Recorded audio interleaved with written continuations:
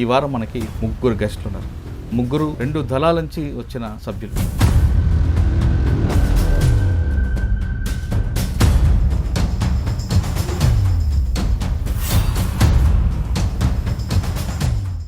Tone police station బ్లాస్ట్కి పథకం పక్కన water tank. Police station blast అయితే వాటర్ ట్యాంక్ కూలిపోతుంది. మేము కరెక్ట్గా కాపాడుకున్నాం కాబట్టి పీపుల్స్ వారికి ఎదురు దెబ్బ తగిలింది. దూకుడుగా గ్రామాలకు వచ్చి విచ్చలవిడిగా ఎన్కౌంటర్లు, మా యూత్ నాయకుడు రేపటి వరకు చనిపోవడం, అట్లా అనేక గ్రామాలలో ప్రతిరోజు జరుగుతున్నది. పట్టణంలోనే పోయి మనం బ్రేక్ చేయాలి ఇది అని చెప్పేసి అని. మీ వ్యూహం ఏంటండి అక్కడ? ఏం లేదు, పోలీస్ స్టేషన్ బ్లాస్ట్ చేయాలంతే. మరి మీ ప్రజలకి నష్టం చేకూర్చేవాళ్ళు అంటే ఒక్కొక్క సందర్భంలో అది ఉద్యమ స్ఫూర్తి, ఒక్కొక్కసారి అట్లా ఆలోచిస్తాం కూడా. దాని తర్వాత మీ దాడులు ఇంకెక్కడ జరిగాయి? ఎల్లారెడ్డి మీద దాడి చేద్దామని చెప్పేసి అని అనుకున్నాం. ఎల్లారెడ్డి పోలీస్ స్టేషన్ బాంబులు తీసుకుని అంత రెడీ పోయినాము. పోలీస్ మొరాలిటీని కూడా మనం దెబ్బతీయాలనేటువంటి ఉద్దేశంతో ఆ బ్లాస్టింగ్ ప్లాన్ చేసినాము. ఏం చేశారు? అది వేరే దగ్గర నిజాం సాగర్ గెస్ట్ హౌస్ వెళ్ళేసాం. మిస్ అయిన సంఘటనలు ఉన్నాయా? పిస్టల్ ఉన్నది, ప్రస్తుతంలో పిస్టల్ తీసుకోవాలనేటువంటి ఉద్దేశం. స్కూటర్ మీద వస్తుంటే 6 బుల్లెట్లు 7 బుల్లెట్లు కొట్టాం కానీ తను చనిపోలేదు. చిన్నపిల్లి పెద్ద ఎన్కౌంటర్. అసలు ఎన్కౌంటర్ ఎలా జరిగింది చెప్పండి. ఇప్పటికీ అది మిస్టరీగా కనిపిస్తుంది. 13-14 రెడ్ బాడీలు పడ్డాయి. తెలంగాణను నిజంగానే ఆంధ్ర నుంచి వేరు చేసుకోవాలన్నటువంటి ఒక భావంతో తెలంగాణ జనసభను పార్టీ ఫామ్ చేసింది. దగ్గర 20 రోజులు ఒకరి దగ్గర ఉన్నాం. శత్రువుకు తెలిసింది. క్యాంప్లో అలజడి స్టార్ట్ అయింది. ఏదైనా జరుగుతుంది ఇవాళ రేపట్లో మనం అనుకుంటున్నాము. 100 మంది ఉన్నాం మేము. అలా అందరం ఫైరింగ్ చేసినాం. మేము జనశక్తి సంబంధించిన సభ్యులు తలలు కోసి మొండేలు పంపించారు. ఎందుకు అంత దారుణంగా చేయాల్సిన అవసరం ఉందని? అంటే వాళ్ళ చర్యలు కూడా అట్లా ఉండే. కోర్ట్ ఆపరేషన్లో మేము ఒక నెలలో 25 మంది చంపాం. బయటకు వచ్చిన తర్వాత నేను లిస్టు రాసిన, నాతోని పనిచేసి చనిపోయిన వాళ్ళ లిస్టు రాసుకుని 200 మంది వెళ్ళింది. ఎస్ఐ మీద దాడి చేశారు కదా. పార్టీ ఉన్నదని చెప్పి వాళ్ళు మూవ్ అయ్యి ముందుకు వచ్చిరు. మాకు వాళ్ళు వచ్చిరనే విషయం తెలిసిపోయింది. మేము చనిపోతే వాళ్ళు సంతోషపడతారు, వాళ్ళు చనిపోతే మేము సంతోషపడతాం.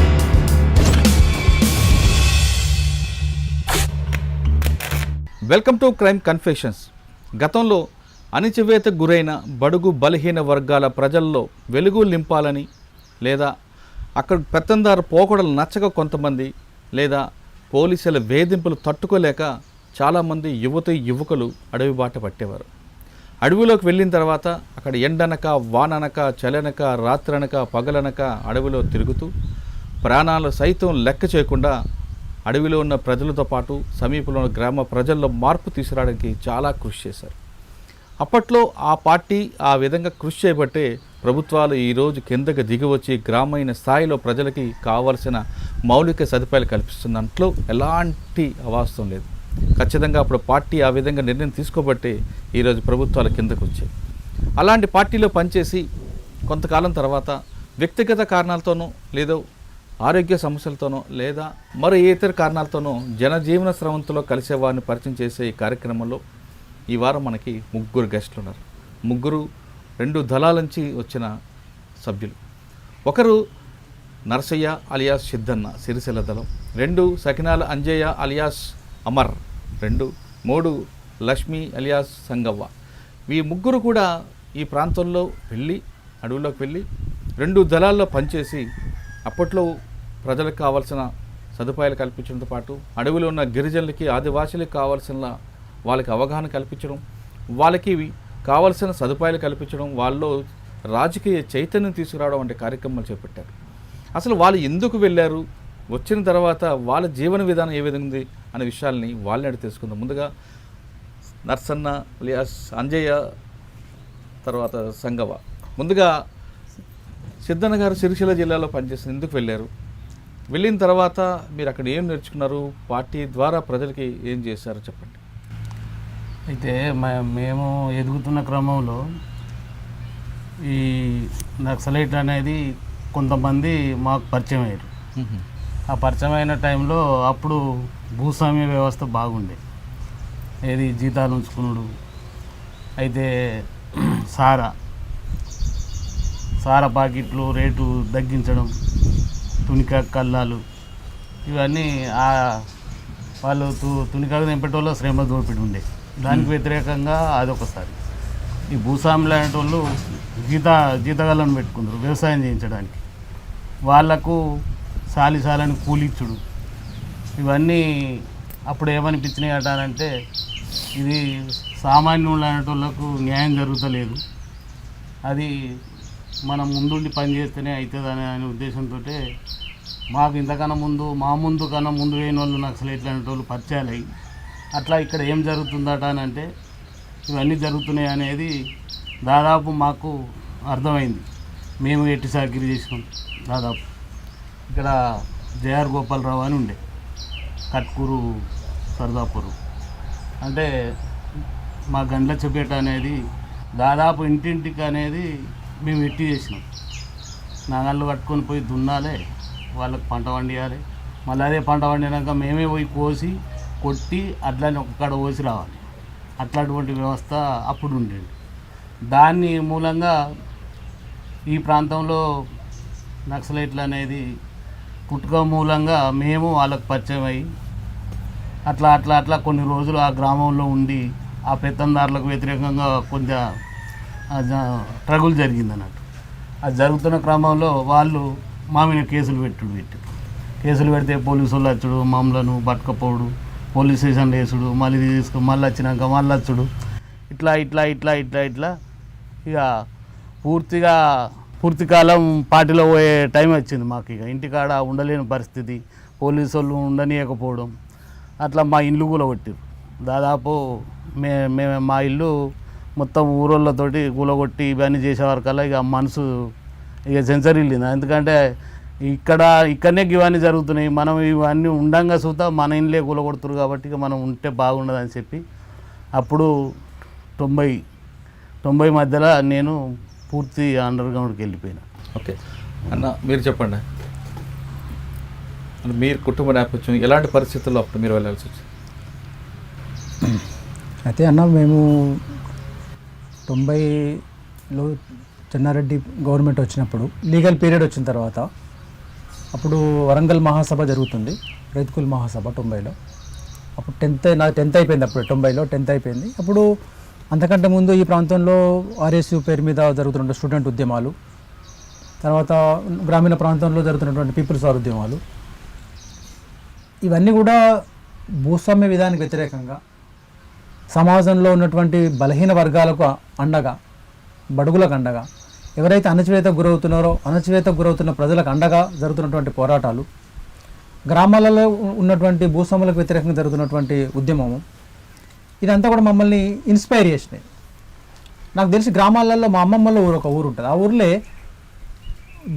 దొర గడి మీద కూర్చుంటే చెప్పులు పట్టుకొని పోయే పరిస్థితి, ఇది ప్రత్యక్షంగా చూసిన నేను. అరే చెప్పులు పట్టుకొని పోవడేంది ఇది అంటే, ఇక్కడ అంతే పోవాల్సిందే, ఇక్కడ ఏం చేయొద్దు వేరే అని ఇట్లా మాట్లాడుతున్న సందర్భము అది మనసులో ఎక్కడొక్కడ కలిసివేసింది. అరే ఒక మనిషిగా చూడాల్సిన సమాజము అంత దుర్మార్గంగా అణచివేయాలని చెప్పేసి అనుకోవడం ఏం కరెక్ట్ ఇది? కాబట్టి దీనికి వ్యతిరేకంగా జరుగుతున్నటువంటి ఉద్యమంలో మనం భాగస్వామ్యం కావాలి అనేది మనసులో అనుకొని ఆ 90 పీరియడ్లో జరుగుతున్నటువంటి తెలంగాణ రైతుకుల్ మహాసభ వరంగల్కు వెళ్ళి దాన్ని చూసి ఆ గద్దర్ మాట్లాడినటువంటి మాట్లాడినటువంటి మాటలు ఇవన్నీ విని మనం కూడా ఈ ఉద్యమంలో భాగస్వామ్యం కావాలనేటువంటి మనసులో సంకల్పం చేసుకొని 90 నుండి ఉద్యమంతో టచ్లో ఉండి పూర్తి కాలంగా దాదాపుగా 90 నుంచి ఉద్యమంతో ఉంటూ 90 నుంచి 2000 సంవత్సరం డిసెంబర్ వరకు ఉద్యమంలో వివిధ స్థాయిలలో పనిచేసి బయటకు రావడం జరిగింది.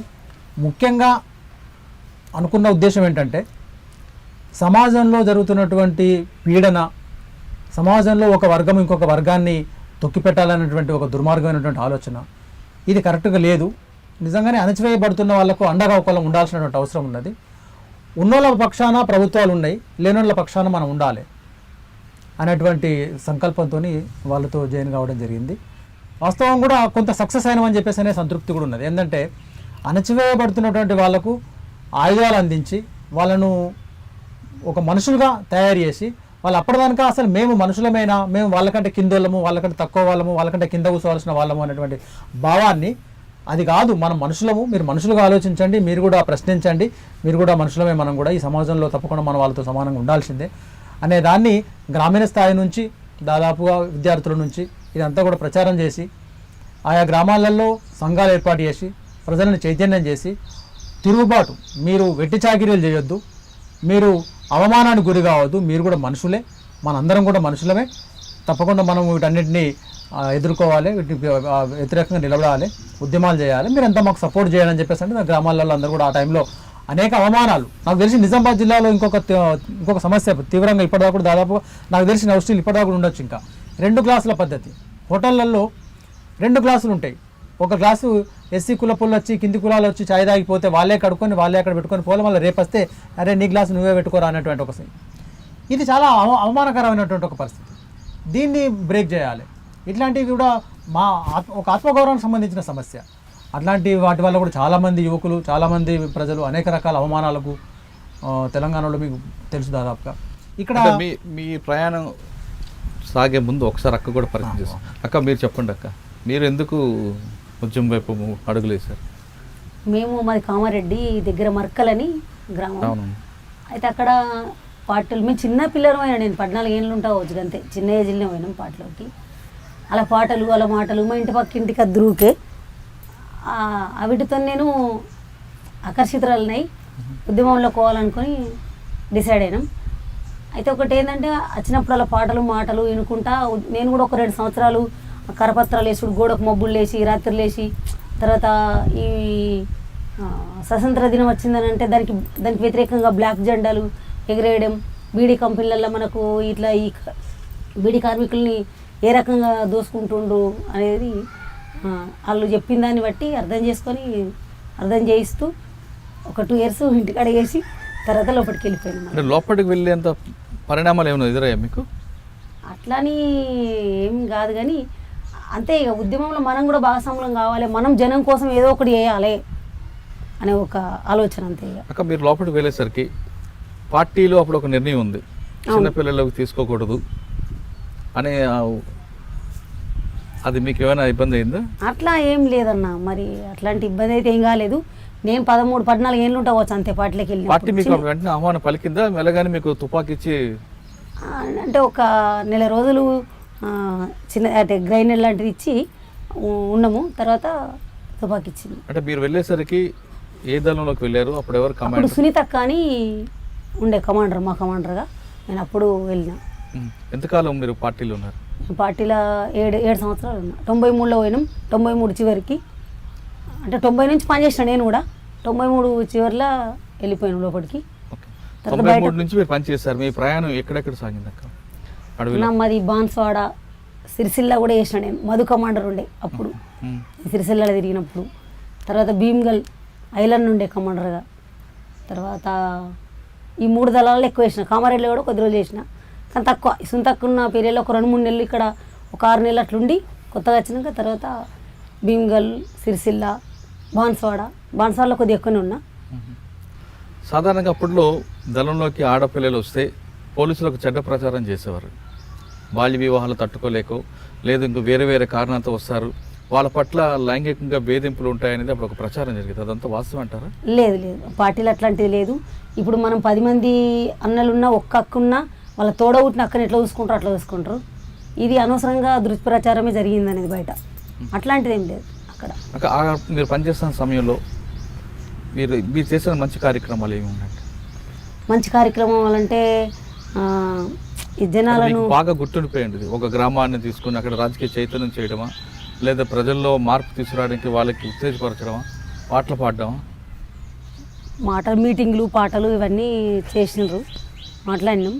అయితే జనాన్ని ఏదున్నా ఇప్పుడు ఈ దోపిడీకి అణచివేతకు గురవుతున్నటువంటి జనాన్ని మన మాటల ద్వారా అంటే ఏ రకంగా గవర్నమెంట్ మనలా ఇది చేస్తుంది అనేది చెప్పుకుంటూ వాళ్ళను జనాల్ని కూడా ఆ విషయాన్ని అర్థం చేయించుడు అక్కడ జరుగుతున్నటువంటి సంఘటన. ఆడపిల్లలు అంత బరువు మోసుకొని పైకి వెళ్ళడం, నడవడం అనేది చాలా కష్టమైన పని. మీరు ఎలా భరించారా? మాకు అట్లేమనిపించలేదు, వెళ్తుంటివి. కనీసం ఒక మనిషి బట్ట 20 కిలోలు కంపల్సరీ ఉంటుంది, వెళ్తుంటివి. ఏదైనా హెల్ప్ అన్నలు తీసుకుందరు, ఏదైనా ఇబ్బంది అయితే, ఏదైనా ప్రాబ్లమ్స్ ఉన్నప్పుడు కూడా వీళ్ళు అన్నలు సంతానంలాగా. మీరున్న కాలంలో మీకు దాడులు, ప్రతిదాడులు, శత్రువులు రావడం పోవడం అన్నీ మీకు సర్వసాధారణం. అర్ధరాత్రి అపరాత్రి ఉండదు. అటువంటి దాడులు ఎన్ని ఎదుర్కొన్నారు? మీరేమైనా ఆపరేషన్లో పాల్గొన్నారా? పాల్గొన్నాం. ఒకటి రెండు సంఘటనలలో 2-3 సంఘటనల్లో పాల్గొన్నాం. ఒకటి మీకు గుర్తుంది ఏమైనా చెప్పగలరా? ఈమెకు బుల్లెట్ తగిలిందన్న అది చెప్పండి. అక్కడ 1-2 మేము వాటర్ తీసుకొస్తామని వెళ్ళినాం. ఊరి పేరు అది వస్తలేదు. అక్కడ ఐలన్న అందరం ఉన్నాం. అక్కడ అజయన్న ఇట్లా అందరూ ఉన్నారు. ఒక 2 దళాలు కలిసినాయి అన్నట్టు. బాన్సవాడలను ఈ సిరిసిల్ల భీమగల్లో కలిసినాం మేము. అక్కడ ఒక మీటింగ్ అంటే అందరం కలిసినప్పుడు ఉద్యమాన్ని ఇంకెంత ముందుకు తీసుకుపోవాలని ఒక మీటింగ్లు ఏర్పాటు చేసుకుంటాం, మాట్లాడుకుంటాం. ఆ టైంలో ఒకటి జరిగింది. దగ్గర దాకా వాటర్ తీసుకొస్తామని పోయినాం. నేను ఇంకొక 3 సభ్యులం పోయినాం. అక్కడ పోలీసు వాళ్ళు ఉన్నారు. అంటే వాళ్ళు ఇక మేము ఫాస్ట్గా వెనకకి వచ్చేసి, ఎందుకంటే మేము తక్కువ ఉన్న వాళ్ళు ఎక్కువ ఉన్నారు కాబట్టి మనల్ని రక్షించుకోవడం కోసం మేము ఫాస్ట్గా వెనకకి వచ్చేసి మా వాళ్ళకి చెప్తే ఫైరింగ్ చేసుకుంటా వెళ్ళిపోయినాం అక్కడ నుంచి. మీకు తగిలిందా? అక్కడ తగలలేదు నాకు. అయితే ఒక తండాల చెద్మల్ తండా అని ఉంటుంది ఒకటి. అయితే ఈ కానిస్టేబుల్ లంబడోళ్ళ అయిన కానిస్టేబుల్ ఉన్నాడు అందులో. ఆయన పోలీస్ ఇన్ఫార్మర్గా మారిండు అనేది పక్క మాకు తెలుసు అన్నట్టు. అయితే ఒక పండగ చేస్తారు లంబడోళ్ళు. ఆ పండగ సమయంలో ఆయన వస్తాడు అక్కడికి ఖచ్చితంగా. ఆయన మా భయానికి అత్తలేడు, మేము పట్టుకుంటామని. ఆ రోజు వస్తాడని మాకు తెలిసి మేము వెళ్ళాం అన్నట్టు అందరం దళమంతా. అప్పుడు అజయ్ అన్న కమాండర్ ఉన్నాడు. వెళ్ళే వరకు ఏమైందంటే వాళ్ళకి అర్థమైంది మేము వచ్చేది. వాళ్ళు మా మీదకి దాడి చేసారు. ఏది పెద్ద పెద్ద కొట్టముకున్న కట్టెలు తీసుకొని దాడి చేస్తే మా సభ్యులు ఏం చేశారు, ఫైరింగ్ స్టార్ట్ చేశారు. ఆ ఫైరింగ్లో నేను మా కమాండర్కి నేను గార్డును, అంటే ఆ కమాండర్ని రక్షించుకోవాలి అంటే గార్డును కాబట్టి మా కమాండర్ అక్కడ ఉండి ఇట్లా తీసుకొస్తాను పోతే మా వాళ్ళు కొట్టిన తూటనే నాకు పడ్డది. అంటే వాళ్ళు కూడా పోలీసు వాళ్ళు కూడా మన ఆయన దగ్గర కూడా తుపాకి ఆయన కొట్టిండు, రాళ్ళతో కొట్టిర్రు, చాలానే ఇబ్బంది పెట్టారు. దళాన్ని బాగా ఇబ్బంది అయింది. అప్పుడు నడవగా ఈ నుంచి కొద్ది దూరం నడిచినామంతే తీసుకెళ్ళారు వాళ్ళు. కొంత దూరం కొంత ప్రయాణంలో మీరు చేసిన దాడులు ఉన్నాయా? పోలీస్ స్టేషన్ మీద కానీ, ప్రజాప్రతినిధి మీద కానీ, రాజకీయ నాయకుల మీద కానీ, శత్రువుల మీద కానీ? చాలామంది రాజకీయ నాయకులని, ఈ సర్పంచ్లని ఊళ్ళో కరెక్ట్ చేయకపోతే చంపిన సంఘటనలు కూడా ఉన్నాయి. మీరు చేసింది ఏమన్నా స్వయంగా ఉంది? గుర్తుంటే చెప్పండి, మీకు ఇబ్బంది లేకపోతే. అట్లాంటి ఇబ్బంది ఏం లేదు. మా ఊరి దగ్గరనే అది ఎక్స్ రోడ్ ఉంటుంది ఒకటి, పద్మాజీవాడ అని. అయితే అక్కడ సర్పంచ్ని వస్తాడు హెచ్చరించినాం చెప్పినా కానీ ఆయన వినలేడు. దాంతో మేము అక్కడ చంపడం జరిగింది. నేనే స్వయంగా చంపిన సర్పంచ్ని. చాలా ఊళ్ళలో దేశశుద్ధి కూడా చేసినాం. అంటే చెప్తినకపోతే మాతోనే కొట్టిద్దరు. ఎందుకంటే అక్కలు కొట్టరు, అక్కలు ఏం చేయలేరు అని ఇట్లా ఉంటుంది కదా బయట, పట్టిన వైరు ఇట్లా అట్లా అని. అట్లాంటిది ఏం లేకుండా మాతోనే ఏదైనా ఉంటే చేపిద్దరు వీళ్ళు. వాటి నిర్ణయాలు తీసుకొని ఒకసారి మీ దైనందిక కార్యక్రమం ఏ విధంగా జరుగుతుంది? రోజు దినచర్య పొద్దున లేవగానే గ్రౌండ్కి వెళ్ళాలి కంపల్సరీ. నువ్వు ఎక్కడన్నా నుండు గింత జాగాలైనా సరే ఇదే గ్రౌండ్గా మనం నిలబడ్డ కానే చేయొచ్చు ఎక్సర్సైజు.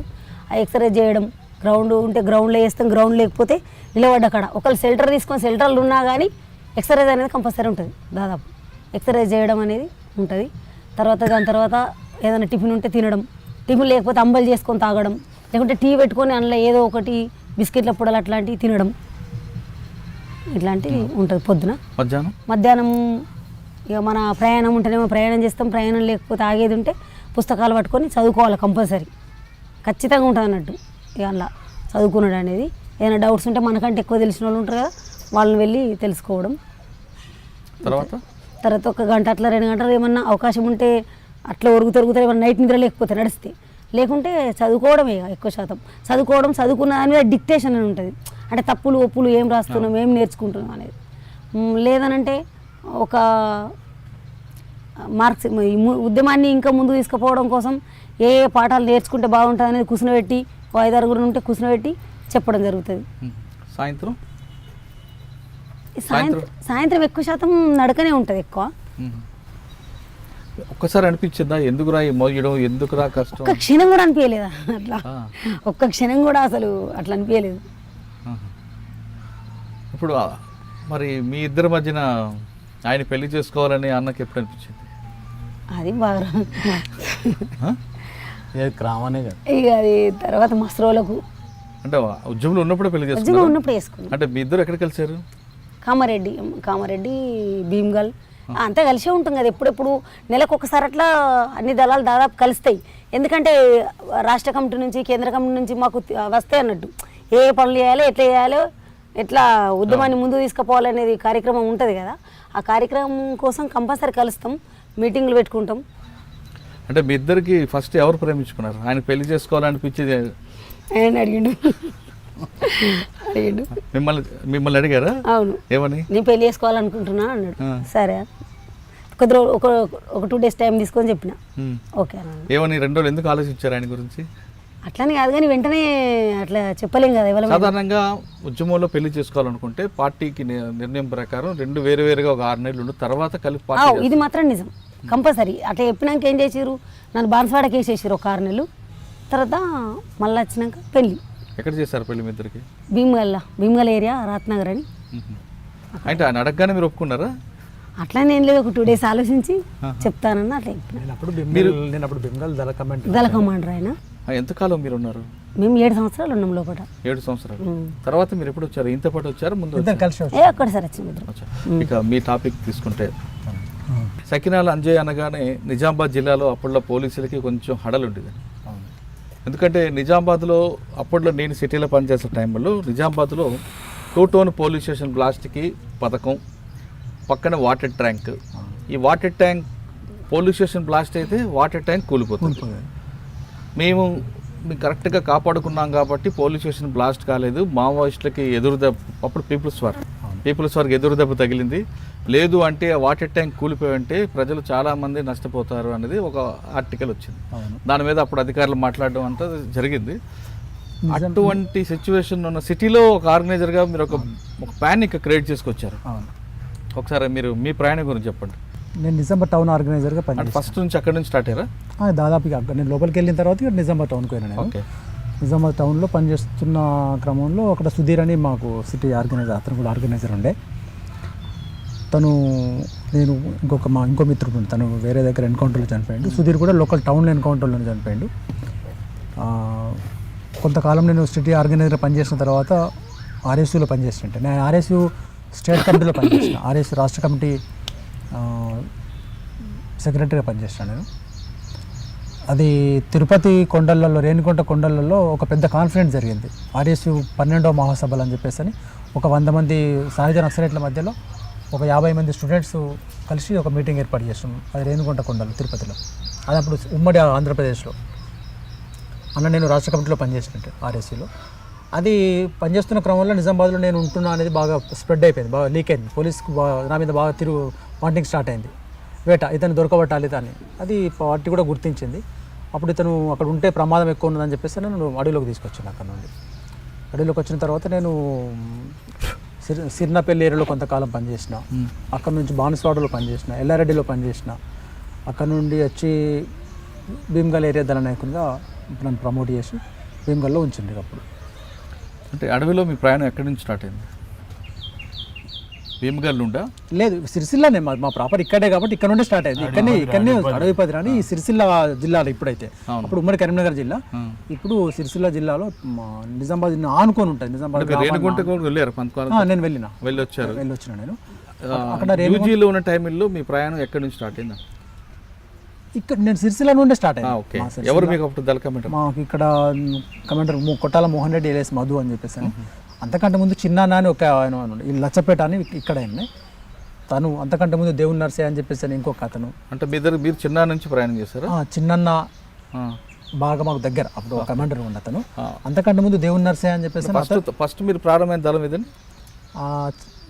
చిన్ననే అనుకుందాం. ఇక చిన్న కంటే ముందు దేవుని నర్సయ్యతో కూడా పరిచయం ఉంది, కానీ అప్పుడు నేను స్టూడెంట్ ఆర్గనైజేషన్లో సిరిసిల్లలో వెమ్లవాడలో చదువుకుంటున్నాను. అంటే మీ ప్రయాణంలో మీకు అంటే ప్రజలకి ఏం మంచి పని చేసాం అన్నది ఏం గుర్తు? అంటే నాకు తెలిసి మేము ఏ రోజు కూడా ప్రజలకు మంచి పనే చేసినాం. మాకు ఇప్పటిదాకా కూడా తృప్తి ఏమున్నదంటే, సార్ బయటకు వచ్చినాం అనేటువంటిది ఒకటి ఉంది తప్ప, ఉన్నన్ని రోజులు మాత్రం ప్రజల కోసం నిజాయితీగా నిస్వార్థంగా ఏ ఒక్క రోజు నాకు నేను బతకాలనేటువంటి ఆలోచనతో కాకుండా ప్రతిరోజు ప్రజల కోసం అంకితమై పనిచేసినాం. అది పూర్తిగా ఒక అంకిత భావంతో పనిచేసినాం. అది ప్రతి సందర్భంలో కనిపిస్తుంటుంది. నాకు తెలిసి ఆ ప్రాంతం అప్పుడు సిరిసిల్ల ఉత్తర తెలంగాణలోనే నిజామాబాద్లో గ్రామరాజ్య కమిటీల నిర్మాణం జరిగింది. ఉద్యమము ఉవ్వెత్తున లేచి ఒక రకంగా మీకు కూడా తెలుసు, నాకు తెలిసి అప్పుడు ప్రభుత్వానికి సమాంతరమైనటువంటి ప్రభుత్వం పీపుల్స్ వార్ నడిపింది ఉత్తర తెలంగాణలో. అసలు ప్రభుత్వం కిందికుందా, పీపుల్స్ వార్ మీ పైకుందా అనేటువంటి ఒక చర్చ ఉండేటువంటి టైం అది. అంతా ఈ సమాంతరమైనటువంటి ఒక ప్రభుత్వాన్ని మేము గ్రామాలలో ఎస్టాబ్లిష్ చేసినాము. తర్వాత ప్రజలకు ఆ సందర్భంగా అనేక రకాల సమస్యల పట్ల, అనేక రకాల అణచివేతల పట్ల, అనేక రకాల ఉద్యమాల పట్ల వాళ్ళకు చైతన్యం చేయడం జరిగింది.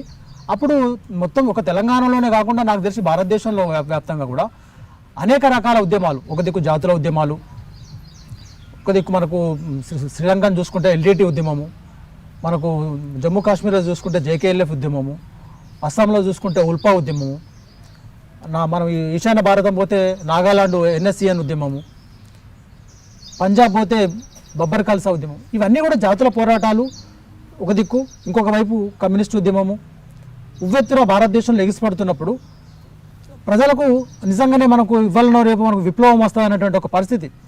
చార్ మజుందారు ఆనాడు మాట్లాడినటువంటి మాట ప్రకారం భారతదేశం అంతా కూడా ఎండుగడ్డు పరుచుకొని ఉన్నది, మనం పుల్లబెట్టడమే ఆలస్యం, మనం విముక్తి కాబోతున్నాం అని చెప్పేసి. ఆనాటి సొంది ఉన్నటువంటి ఆ పరిస్థితులను కూడా ప్రజలను ఇంకా కొంచెం మేలుకొల్పి, ఇంకా కొంచెం ఉద్యమం వైపు నడిపించాలని చెప్పేసి అని ఇక్కడ స్థానికంగా ఉన్నటువంటి భూస్వాములకు వ్యతిరేకంగా వ్యతిరేకంగా పోరాటాలు చేస్తూ వాళ్ళ భూములను లాక్కొని ప్రజలకు పంపిణీ చేసినాం. అనేక గ్రామాలలో 100 ఎకరాలు. నాకు మీరు అడుగుతున్న ప్రకారంగా చాలా మంచి గుర్తుండిపోయేటువంటి సంఘటన, మేము ఇల్లు మీద ఒక 200 మంది ప్రజల చేత దాడి చేసి, అప్పుడు తర్వాత స్పీకర్ అయ్యింది అతను, ఒక 200 మంది రైతులను పోగు చేసుకొని కరువు దాడి చేసి అతని ఇంట్లో ఏది ఉన్నది మొత్తం తీసుకొని వచ్చి ప్రజలకు పంపిణీ చేయడం జరిగింది. అది చరిత్రలో అంటే చాలామంది ప్రజలు ఇప్పుడు కూడా మమ్మల్ని యాద్ చేస్తుంటారు, అన్న మీరు ఉన్నప్పుడు ఇది జరిగింది, ఇది చేసినాం అన్న అని చెప్పేసి. అట్లా అనేక గ్రామాలలో భూస్వాములకు సంబంధించిన భూములను తీసుకొని పంపిణీ చేయడం జరిగింది.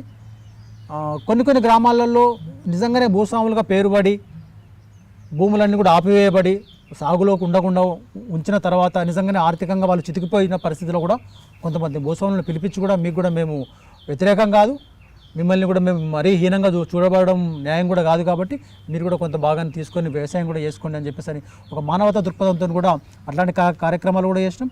బయట జరిగినటువంటి ప్రచారం ఏంది, నక్సలైట్ ఉద్యమం అని అంటే కేవలం ఒక దుర్మార్గమైనటువంటి ఉద్యమం అని చెప్పేసి ప్రభుత్వం ఎంతైతే చెప్పిందో అది కాదు అనేది నిరూపించుకోవడం కోసం కూడా అనేక గ్రామాలలో అట్లాంటి వాళ్ళని కూడా చేరదీసి వాళ్ళకున్న సమస్యలు కూడా విని అవి కూడా పరిష్కారం చేయడం కూడా జరిగింది.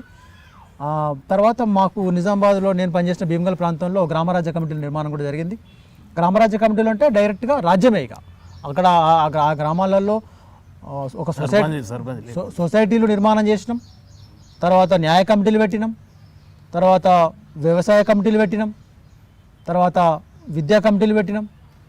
ఇవన్నింటి ఆధ్వర్యంలో ఆయా గ్రామాలలో ఒక సమాంతరమైనటువంటి రాజ్యాన్ని నడిపించడం, అందులో చాలా నిజంగా ఒక తృప్తిని అనుభవించడం. అన్న మీ ప్రయాణంలో మీకు బాగా గుర్తుండిపోయిన మీరు చేసిన దాడి అవ్వచ్చు, లేదా ఆ శత్రు నుంచి దాడి కానీ తప్పించుకున్న సంఘటనలు కానీ మీరు చేసిన చాలా కనిపిస్తుంది నిజామాబాద్ టౌన్లో. అవునవును చేసిన. అసలు నిజామాబాద్ టౌన్లో 2 టౌన్ పోలీస్ స్టేషన్ బ్లాస్టింగ్ అనేది ఎందుకు ఆలోచన వచ్చింది? అప్పుడు శత్రువు దూకుడుగా గ్రామాలలోకి వచ్చి విచ్చలవిడిగా ఎన్కౌంటర్లు, అనేక మంది యూత్ని, ఇవాళ ఉన్న మా యూత్ నాయకుడు రేపటి వరకు చనిపోవడం, అట్లా అనేక గ్రామాలలో ప్రతిరోజు జరుగుతున్నది.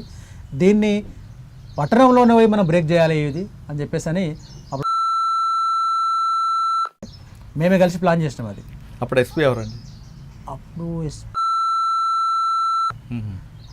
పేల్చేద్దామని చెప్పేసి అని ప్లాన్ చేసినాము. ఆల్రెడీ రెక్కీ అయింది. రెక్కీకి పోయినటువంటి అతన్ని పోలీసు వాళ్ళు అక్కడ అనుమానాస్పదంగా తిరుగుతూ అతన్ని అరెస్ట్ చేయడం మూలంగా అది ఫెయిల్ అయింది. లేకపోతే దాదాపుగా దళాలన్నీ కూడా మేము నిజామాబాద్ దగ్గర దాకా వచ్చి రెడీ. మీ వ్యూహం ఏంటండి అక్కడ? ఏం లేదు, పోలీస్ స్టేషన్ బ్లాస్ట్ చేయాలంతే, వేరే ఏం లేదు. అక్కడ పోలీస్ స్టేషన్ బ్లాస్ట్ చేయాలి మీరు అనుకున్నారు. పక్కనే వాటర్ ట్యాంక్ ఉంది. ఒకవేళ పోలీస్ స్టేషన్ బ్లాస్ట్ జరిగితే వాటర్ ట్యాంక్ కూలిపోతే చుట్టుపక్కల ప్రజలందరికీ ఇబ్బంది అవుతుంది. మీరు పోరాటమే ప్రజల కోసం. మరి మీరు ప్రజలకి నష్టం చేకూర్చేవాళ్ళు అంటే ఒక్కొక్క సందర్భంలో మన ఉద్యమాన్ని కాపాడుకోవడం కోసం ఇక్కడ జరుగుతున్న వాళ్ళు కూడా అనేక మంది ప్రజలే వాళ్ళ నష్టం జరుగుతున్నది కదా. అట్లాంటప్పుడు ఒక 1000 మంది ప్రజలకు లాభం, ఒక మొరాలిటీ నిలబెట్టడం కోసం ఒక 10 మంది ప్రజలకు ఇబ్బంది జరిగితే కూడా దాన్ని బేస్ చేసుకుంటే ఏమవుతుంది, 1000 మంది ప్రజలను మనం మొరాలిటీ నిలబెట్టిన వాళ్ళం అవుతాం కదా. సరే తాత్కాలికంగా వాళ్ళకు ఒక నష్టం జరిగింది కావచ్చు, కానీ 1000 మంది ప్రజలకు ఇక్కడ ఒక ధైర్యాన్ని తీసుకురాగలిగినాం కదా. అది ఉద్యమ స్ఫూర్తి. ఒక్కొక్కసారి అట్లా ఆలోచిస్తాం కూడా మన వల్ల. మీకు ఒక విషయం చెప్తాం, ఒక్కొక్కసారి ఒక దాడిలో ఒక ఆయనను ముందుకు పంపిస్తాం. ఒకవేళ అతను మరి చనిపోతే ఎట్లా అంటే ఒక 10 మందిని కాపాడడం కోసం ఒకరిని చనిపోయినా కానీ ఆ బలి కావాల్సిందే ఇక. ఎందుకంటే ఒక 10 మంది ఉద్యమం నిలబడాలంటే ఒక్కొక్కసారి ఇది అది మీరు ఉద్యమ వీరులుగా మీరు చేసిన దానికి అర్థం ఉంది. ఇక్కడ అమాయక ప్రజలు చనిపోతారు. ఆ రోజు వాటి టైం కూలిపోయి ఉంటే కనీసం అక్కడ ఉన్న 20 మంది చనిపోయేవారు. దాంతోపాటు 200 మంది 300 మంది కుటుంబాలకి మంచినీరు దొరకని పరిస్థితి ఉంటుంది. అంటే వాస్తవంగా మీరు అన్నట్టు అట్లాంటిది ఒక్కొక్క సందర్భం జరుగుతుంటుంది. దాన్ని అయితే మేము ఆలోచనలో ఉన్నది, ఆలోచన లేక మీరు పోలీస్ స్టేషన్ బ్లాస్ట్ చేయాలి, ఒక జనాల్లో మావోయిస్ట్ పీపుల్స్ వార్ పార్టీని ఉంది అనే విషయం చెప్పడానికి, మీ ఉనికిని చాటుకోవడానికే చేశారన్నది లేదు. ఉనికిని చాటుకోవాల్సిన అవసరం లేదు. రోజు వచ్చి ఉనికిలే ఉంటే మీరు రోజు వచ్చి వాళ్ళే దాడులు చేయబట్టి మా మీద ఉనికి బ్రహ్మాండంగా ఉన్నది. కానీ బ్రేక్ చేయాలి. ఇది అన్ని పోలీసులో మొరాలిటీని దెబ్బతీయాలి. అలా వీళ్ళు ఇక్కడ దానికి మొరాలిటీ దెబ్బతీయాలంటే చాలా రకాలుగా మార్గాలు ఉన్నాయి కదా. అవును ఉన్నాయి కానీ ఏదో పట్టణంలో ఒక సెన్సేషన్ చేయాలని చెప్పేసి చేస్తే పోలీస్ ఇక్కడ దాకా కూడా రాగలుగుతున్నారు అని అంటే మనం పోవడానికి కొంచెం ధైర్యం తగ్గించాలని చెప్పేసి అన్నటువంటిది ఒక ప్రజల గురించి ఆలోచించాలి. అమాయక అక్కడ అది ఉంది కాబట్టి దాన్ని కొంచెం 1-2 సార్లు ఆలోచన చేయడం జరిగింది. సరే అది రెక్కి అయిపోయిన తర్వాత మరి ఇంకా ఫైనల్ నిర్ణయం ఏం జరుగుతుండేమో కానీ మొత్తానికైతే ఆ నిర్ణయం జరిగిన మాట నిజం.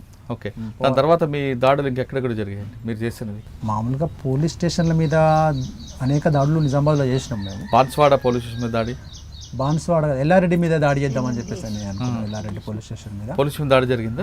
దాడికి పోయినాం, ఆల్రెడీ బాంబులు తీసుకుని అంతా రెడీ పోయినాము. కానీ అక్కడ మేము కరెక్ట్గా బాంబు పేల్చుదాం అనుకున్న 10 నిమిషాల ముందు సెంట్రీ పోస్ట్ ఓపెన్ అయింది. అక్కడ ఒకటి సంగోజ్పేటలో ఒక ఎన్కౌంటర్ జరిగింది. సంగోజ్పేట ఎన్కౌంటర్లో మా డీసీ మెంబరు వినోద్, తర్వాత కమాండర్ జనార్దన్, ఒక 6 సభ్యులంతా చనిపోయారు.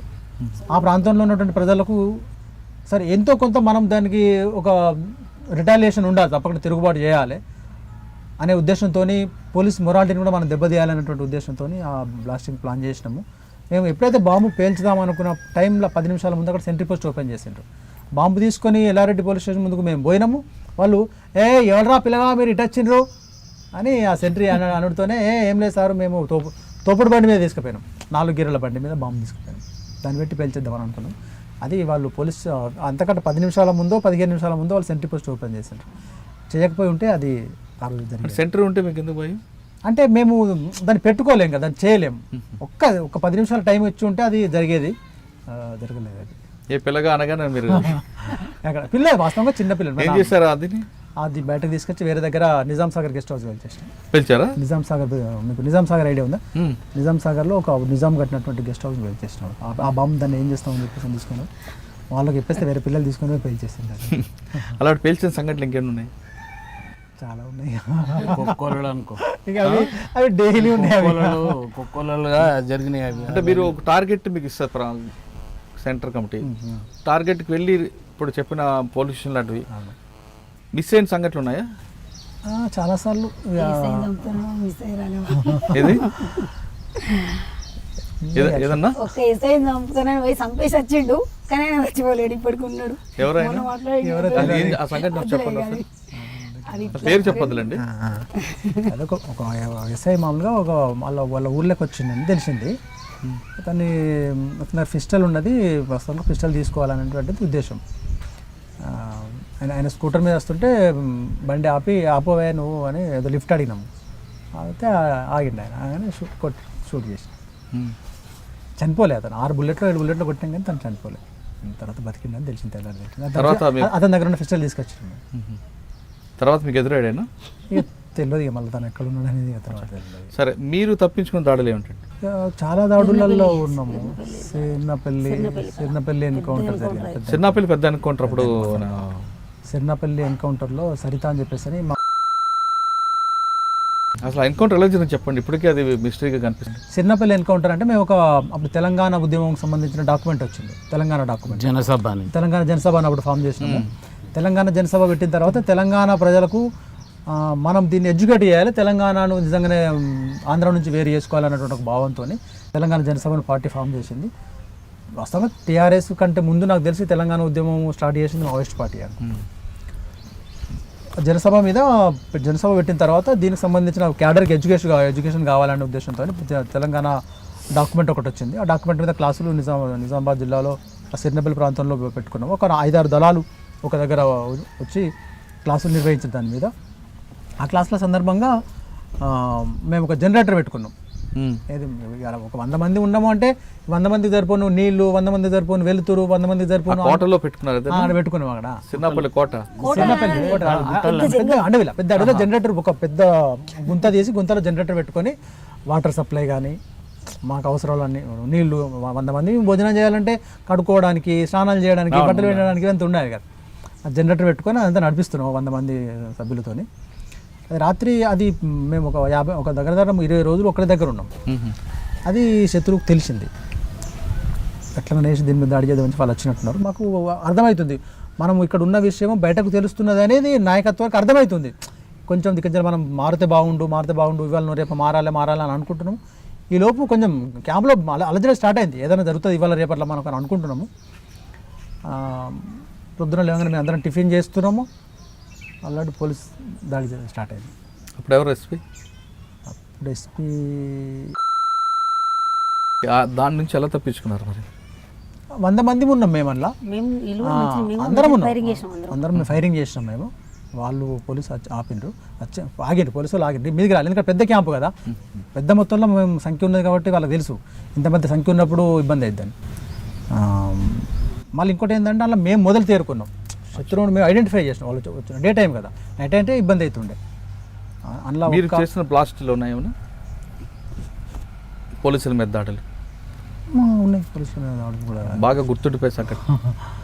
అది 95 ఎలక్షన్ అప్పుడు భీమ్గల్ దగ్గర ఒకటి కొత్తపల్లి అనే ఒక ఊరు ఉంది. వాళ్ళు పోలీసులు నడుచుకుంటూ వస్తున్నారు, వాళ్ళ మీద మేము క్లెమర్ మైన్స్తో దాడి చేసినాం. దాడిలో వాళ్ళు తర్వాత వాళ్ళు ఫైరింగ్ చేసినారు, మేము ఫైరింగ్ చేసినాం. వాళ్ళకి ఏం కాలే, పోలీసులో కూడా ఏం కాలే. అప్పట్లో ఒక ప్రశ్న వచ్చిందండి, ఎల్టీటీ నుంచి ఆయుధాలు సప్లై అవుతున్నది వాస్తవా? ఎల్టీటీ నుండి సప్లై అట్లేం లేదు, అంతేం లేదు. కానీ మొత్తానికైతే ఎల్టీటీ ఉద్యమాన్ని మనస్ఫూర్తిగా మేము సపోర్ట్ చేసినాం. ఎల్టీటీ ఉద్యమాన్ని అంత ఏం లేదు, ఎల్టీటీ ఉద్యమాన్ని పీపుల్స్ పవర్ ఉద్యమం చాలా బ్రహ్మాండంగా సపోర్ట్ చేసింది. వాళ్ళు చేస్తున్నటువంటి న్యాయమైన పోరాటం అది. అక్కడ తమిళులకు సింహాలీలకు మధ్య జరుగుతున్నటువంటి ఏదైతే తిరుగుబాటు ఉందో, తమిళులు చేస్తున్నటువంటి పోరాటం న్యాయమైన పోరాటం, ప్రభాకరన్ చేస్తున్నటువంటి పోరాటం చాలా న్యాయంగా జరుగుతున్నది. దానికి మనం సపోర్ట్ చేయాలి. అట్లా మన దేశంలో జరిగినటువంటి అనేక జాతుల పోరాటాలు కూడా పీపుల్స్ వార్ ఉద్యమం సపోర్ట్ చేసింది. పంజాబ్లో బబ్బర్ ఖల్సా ఉద్యమం బియాన్ సింగ్ని చంపేసినప్పుడు బబ్బర్ ఖల్సాకు జయజయలు చెప్తూ మనం ఇక్కడ గ్రామాలలో ఊరేగింపులు చేసినాం, గ్రామాలలో పోస్టర్లు వేసినాం. అంటే ఆయా జాతులు జరుగుతున్నటువంటి అణచివేతకు వ్యతిరేకంగా పోరాడుతున్నటువంటి జాతులకు కమ్యూనిస్ట్ ఉద్యమంగా, మావోయిస్ట్ ఉద్యమంగా, నక్సలైట్ ఉద్యమంగా మనం వాటిని సపోర్ట్ చేయాలి. అది రేపు అవసరం కూడా ఉన్నది. ఎందుకంటే మావో చెప్పిన సూత్రం కూడా ఏంటంటే, మొత్తం ప్రపంచంలో జాతులు విముక్తిని కోరుకుంటున్నాయి, ప్రజలు విప్లవాన్ని కోరుకుంటున్నారు, దేశాలు స్వాతంత్రాన్ని కోరుకుంటున్నాయి. దేశాలు ఏదైతే ఇంకొక దేశం పీడన కింద నలిగిపోతున్నదో ఆ దేశాలు స్వాతంత్రాన్ని కోరుకున్నాయి. ఉదాహరణ, మనం బ్రిటిష్ వాడు మనల్ని పరిపాలించిన దాన్ని మనం అప్పుడు ఏమనుకున్నాం, విముక్తిని కోరుకున్నాం. అట్లా ప్రపంచంలో నీకు ఏ దేశం కూడా ఇంకొక దేశం డామినేషన్ కింద కొనసాగాలని అనుకోలేదు.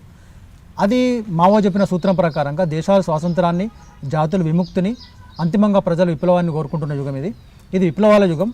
ఖచ్చితంగా విప్లవిస్తే మనం విజయం తప్పకుండా మనం సాధిస్తాం. కరెక్టే. ఆ కాన్సెప్ట్ తోని మనం ముందుకెళ్ళాలని చెప్పేసి భావించడం జరిగింది. ఆ మావో సిద్ధాంతాన్ని మీకు బాగా పట్టుకున్నారు. కానీ మీరు అదే బుల్లెట్ పక్కన పెట్టి బ్యాలెట్తో ప్రజల్లోకి వచ్చి మీరు గెలిచి ఆ ప్రభుత్వాన్ని ఏర్పాటు చేసి ప్రజలకి మీరు చేయొచ్చు కదా. ఎందుకంటే చైనా కూడా అదే సిద్ధాంతం నమ్మి వాళ్ళు కూడా నేపాల్లో వాళ్ళు కూడా ప్రభుత్వాన్ని ఏర్పాటు చేశారు. కానీ నిలబడలే కదా, నిలబడిపోవడం తర్వాత సంగతి. లేదు. అంటే ఇప్పుడు ఒక ఉద్యమము, మీరు కమ్యూనిస్టు ఉద్యమానికి మీకు మిగతా ఉద్యమాలకు తేడా ఉంటుంది. కమ్యూనిస్టు ఉద్యమం ఏంటిది, టోటల్గా ప్రపంచంలో కమ్యూనిజాన్ని స్థాపించాలనేటువంటి కమ్యూనిస్టు ఉద్యమం యొక్క అంతిమ లక్ష్యం. నిజంగా ఒక దేశంలో కమ్యూనిస్టు ఉద్యమం స్టార్ట్ అయ్యి నిలబడితే పక్కన ఉన్నటువంటి మిగతా దేశాలన్నీ కూడా దీన్ని తప్పకుండా డెమాలిషన్ చేయడం కోసం ప్రయత్నం చేస్తాయి. అది చైనా లాంటి దేశంలో, మనకు రష్యా లాంటి దేశంలో అది ఆల్రెడీ కొనసాగింది. కమ్యూనిస్ట్ ఉద్యమం మనం మావోని మనం ఆదర్శంగా తీసుకున్నాం కాబట్టి నేపాల్లో జరిగిన సంఘటన మనం ఎందుకు తీసుకోకూడదు? లేదు, నేపాల్ ఉద్యమము ఎన్ని రోజులు నిలబడ్డది? నీకు ప్రచండ నాయకత్వంలో జరిగిన ఉద్యమము ఎన్ని రోజులు నిలబడ్డది? ప్రచండ వచ్చి ఎన్ని సంవత్సరాలు పరిపాలించగలిగిండు? తొక్కేసిండు కదా. ఇవాళ ప్రచండ ఎక్కడున్నాడు? కాబట్టి మేమేమంటామంటే, అంటే రాజకీయ ఎత్తుగోలు లేకపోవడం కూడా ప్రచండ ఉద్యమానికి లేదండి. నాకు తెలిసి అయితే, నాకున్న జ్ఞానం ప్రకారంగా నేనైతే ఏమనుకుంటున్నా అంటే, కమ్యూనిస్టు ఉద్యమాలని మిగతా దేశాలలో మన పక్క దేశాలన్నీ కూడా బూర్జువా రాజుల చేతిలో, బూర్జువాల చేతిలో మిగతా రాజ్యాలు ఉన్నప్పుడు ఒక దేశంలో సోషలిస్టు సమాజాన్ని నిర్మించుకోవడం సాధ్యమవుతుందేమో కానీ కమ్యూనిస్టు ఉద్యమం సాధ్యం కాదు. సార్ ఇప్పుడున్న పరిస్థితుల్లో తీసుకుంటే అప్పట్లో పీపుల్స్ వార్ తర్వాత మావోయిస్ట్ పార్టీకి మారింది. దీర్ఘకాల ఉద్యమం ద్వారా మనం సాధిద్దాం అనుకుంటున్నాం. ఇది జరిగే పనేనా? నాకు తెలిసి అయితే ఇప్పుడు మీరు ఆలోచించండి ఒకసారి. మనం కొద్దిసేపు ఇది దీర్ఘకాలిక ఉద్యమము, దీనివల్ల నిజంగా సాధ్యమవుతుందా, గెలుస్తాం అనే దానికంటే పక్కకెడితే, ఎక్కడైతే అణచివేయబడుతున్న ప్రజలు ఉంటారో, ఎక్కడైతే అలగా జనం ఉంటారో, ఎక్కడైతే ప్రభుత్వాలకు పట్టని జనం ఉంటారో, వీళ్ళంతా కూడా తప్పకుండా తిరుగుబాటు చేయాల్సి వస్తుంది. అది దానికి నాయకత్వం నక్సలైట్ ఉద్యమం వహిస్తుందా, కమ్యూనిస్టులు వహిస్తారా, వహిస్తుందా, ఏం వహిస్తుందో మనం చెప్పలేము. కానీ అణచివేత ఉంటే ఆటోమేటిక్గా తిరుగుబాటు అయితే ఉంటుంది. కరెక్ట్. ఈ తిరుగుబాటు ఎప్పటిదాకా ఉంటుంది? అణచివేత ఉన్నన్ని రోజులు ఉంటుంది, అసమానతలు ఉన్నన్ని రోజులు ఉంటాయి. అసమానతలు రూపుమాపడం కోసం ప్రభుత్వాలు నడుము బిగించకపోతే ఉద్యమం మరో రూపంలో తప్పకుండా మరో రూపంలో ఉద్యమం వచ్చే అవకాశం ఏ పార్టీ అయినా నాయకత్వం వహించవచ్చు. ఇవాళ మీరు చూడండి, నిన్న జరిగినటువంటి అగ్నిపథ్ సంబంధించిన ఉద్యమం ఉన్నదనుకోండి, ఎవరు నాయకత్వం వహించారు? అవసరం వచ్చింది ఎవరో ఒకరు నాయకత్వం వహించి చేసిండ్రు. ఇవాళ మీరు చూడండి, బాసరలా విద్యార్థులు చేస్తున్నారు. దానికి ఎవరు నాయకత్వం వహిస్తున్నారు? ఏ నక్సలైట్లు లేరు, ఏ రాడికల్ ఉద్యమం లేదు అక్కడ. ఎగ్జాంపుల్ అంటున్నా. అంటే ఎక్కడైతే ఇబ్బందులున్న ప్రజలు ఉంటారో, విద్యార్థి ఇబ్బందులు ఉన్నటువంటి సమాజం ఉంటుందో, ఆ సమాజం తప్పకుండా దానికి అంతకంటే మంచి సమాజం కోసం ప్రయత్నం చేస్తుంది. అంటే ఆ పరిస్థితి తీసుకురాకుండా ప్రభుత్వాలు తప్పకుండా ముందుకు రావాల్సిందే కదా. ఇప్పటిదాకా కూడా మీరు చూడండి, ఎక్కడైనా ప్రజాస్వామ్యం ఉన్నది, దేశంలో ప్రజాస్వామ్యం ఉన్నదని చెప్పేసి అంటారు. కానీ నిజంగా ప్రజాస్వామిక హక్కులు ఇవాళ ఎవరు అనుభవిస్తున్నారు? ప్రజాస్వామికంగా హక్కులు నిజంగా ఎవరు అనుభవిస్తున్నారు అంటే ప్రభుత్వంలో ఉన్నవాళ్ళు తప్ప ఇంకొకరు అనుభవించడానికి అవకాశమే లేదు. ఈవెన్ పక్క పార్టీ, అపోజిషన్ పార్టీ కూడా ప్రజాస్వామ్యం లేకుండా జరుగుతుంది. అది మనకు అనేక సందర్భాలలో ప్రస్ఫుటం అవుతున్నది. ఒక 2 పోలీస్ స్టేషన్ కాకుండా ఇంకేమైనా బ్లాస్ట్ చేద్దామని లెక్క వేశారా? మాచారెడ్డి పోలీస్ స్టేషన్ కూడా అనుకున్నాము. అది ఏమైందంటే ఎడ్ల బండిని తీసుకొని ఎడ్ల బండి మీద బాంబు పెట్టి ఎడ్ల బండిని వదిలిపెట్టి బండి పోలీస్ స్టేషన్ దగ్గర కనుక రిమోట్తో వేల్చాలనేది ఒక ఆలోచన చేసినట్టు. కానీ ఈ పౌర హక్కులు, మానవ హక్కులు, ఈ పశువు సంబంధించినటువంటి వాళ్ళు వీళ్ళంతా మనం వ్యతిరేకిస్తారు. ఇది ఆలోచన కరెక్ట్గా లేదు, దీన్ని విరమించుకోవాలని చెప్పేసి అట్లా అనుకుంటున్నారు. మీరు మీ ప్రయాణంలో మీకు బాగా నచ్చిన పోలీస్ ఆఫీసర్ ఎవరు, నచ్చని ఆఫీసర్ ఎవరు? అంటే మనకి పోలీస్ అనే వ్యక్తి శత్రువు అయినా వాళ్ళకు కొన్ని కోణాలు కొంతమంది నచ్చుతుంటాయి. వ్యక్తిగతంగా వ్యక్తిగత కాదు, వ్యక్తిగతంగా అనట్లేదు. వాళ్ళు మీకు వర్గశత్రు పోలీసే కాదు, ప్రభుత్వం తరపున కాబట్టి. అంటే ఈ కొంత ఆఫీసర్ వల్ల మన ఉద్యమానికి నష్టం జరుగుతున్న ఆఫీసర్ ఎవరు? లేదు ఈ ఆఫీసర్ మంచివాడు, ప్రజలకు సేవ చేస్తున్నాడు అనుకున్న ఆఫీసర్ ఎవరు ఉన్నారు? లేదు ఈ ఆఫీసర్ బోటుగా ఎన్కౌంటర్తోనే ప్రభుత్వం మన ఉద్యమాన్ని అనగదొక్కుతున్నాడు అనుకున్నారు? అట్లా అనాలిసిస్ ఎవరిని చేయలేము. మేమున్న టైంలో దాదాపు ఏ పోలీస్ ఆఫీసర్ అయినా ఉద్యమాన్ని అగ్రెసివ్గానే అణచివేయాలనే ప్రయత్నం చేశారు తప్ప ఎవరు కూడా దీన్ని ఉపేక్షించే పరిస్థితిలో అట్లయితే అనిపించింది. ఎందుకంటే ఆ టైం వస్తుంటుంది. అది అప్పుడు ఒకవేళ ఆఫీసర్కి మంచి ఆలోచన ఉండి ఉన్నా నీకు ప్రభుత్వం ఉండని. అంటే కొంతమంది ఆఫీసర్లు ఒక ఐడియాలజీగా కొట్టేవారండి. ఫర్ ఎగ్జాంపుల్ ఒక ఆఫీసర్ ఎన్కౌంటర్లే దీనికి ఉద్యమానికి ఫుల్ స్టాప్ అని ఒక అంటే, మరికొంతమంది ఆఫీసర్లు విద్యార్థులకు కావాల్సింది ఏమి ఇవ్వాలి, ఆదివాసీలకు కావాల్సింది ఏం చేయాలి, విద్యార్థులు ఉద్యమం వైపు వెళ్లకుండా వాళ్ళలో మార్పు తేడానికి వాళ్ళకి క్లాసులు పెట్టడం, వాళ్ళల్లో చైతన్యం తీసుకురావడానికి సరెండర్స్ ప్రోత్సహించడం, ఇటువంటి కార్యక్రమాలు చేసి మీ ఐడియాలజీకి దగ్గరికి వెళ్లకుండా వాళ్ళు చూశారు. ఆ విధంగా ఎదురైన ఆఫీసులు ఎవరున్నారా? ఇక్కడైతే నాకు తెలిసి ఇక్కడ కరీంనగర్లో నక్సలే ఏదైతే ఈ ఉద్యమాలను ఎన్కౌంటర్ల ద్వారానే అనే కాకుండా వీలైతే వాళ్ళను చైతన్యం పరిచి సరెండర్ చేసినటువంటి ప్రయత్నం కూడా చాలా సక్సెస్ అయింది. నిజామాబాద్లో వాళ్ళకు కూడా వాళ్ళు ఐపీఎస్ కానీ ఉద్యమాలని ఒకవైపు ఎన్కౌంటర్ల సందర్భం జరుగుతాయి, అది చేసుకుంటూనే గ్రామాలలోకి వెళ్ళి మీరు ఈ మార్గం కరెక్ట్ కాదు, దీనివల్ల మీరు అనేక ఇబ్బందులకు గురవుతారు అని చెప్పేసినటువంటి ప్రయత్నం కూడా.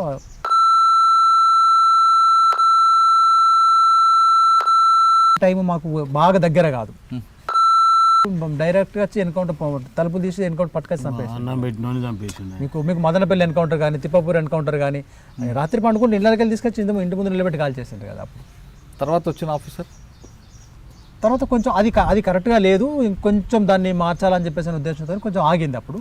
కానీ మీనా గారి టైంలో చాలా సీరియస్గా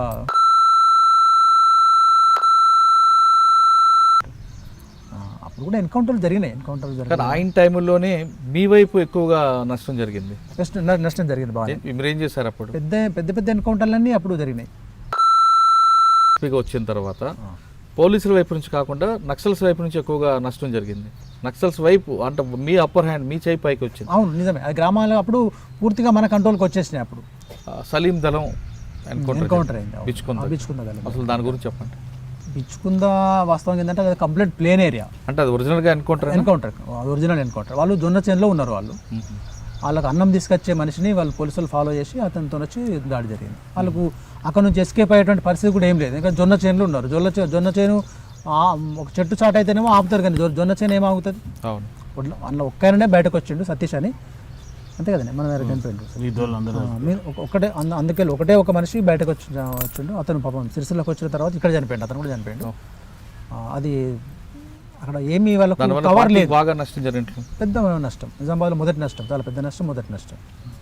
అంటే అప్పట్లో మావోయిస్ట్ పార్టీ నక్సల్స్ని పోలీసులే కావాలని తీసుకొచ్చి పాయసం కలిపి అన్నంలో కలిపి పాయసం కలిపి అది మానాలలో జరిగిందని ఉంది, కానీ అప్పుడు అక్కడ మైలారంలో లేదు. మైలారం అంటే మీరు అన్న సిరినపల్లి సలీం దళం అని అంటున్నారు. మానాల ఎన్కౌంటర్ గురించి చెప్పండి.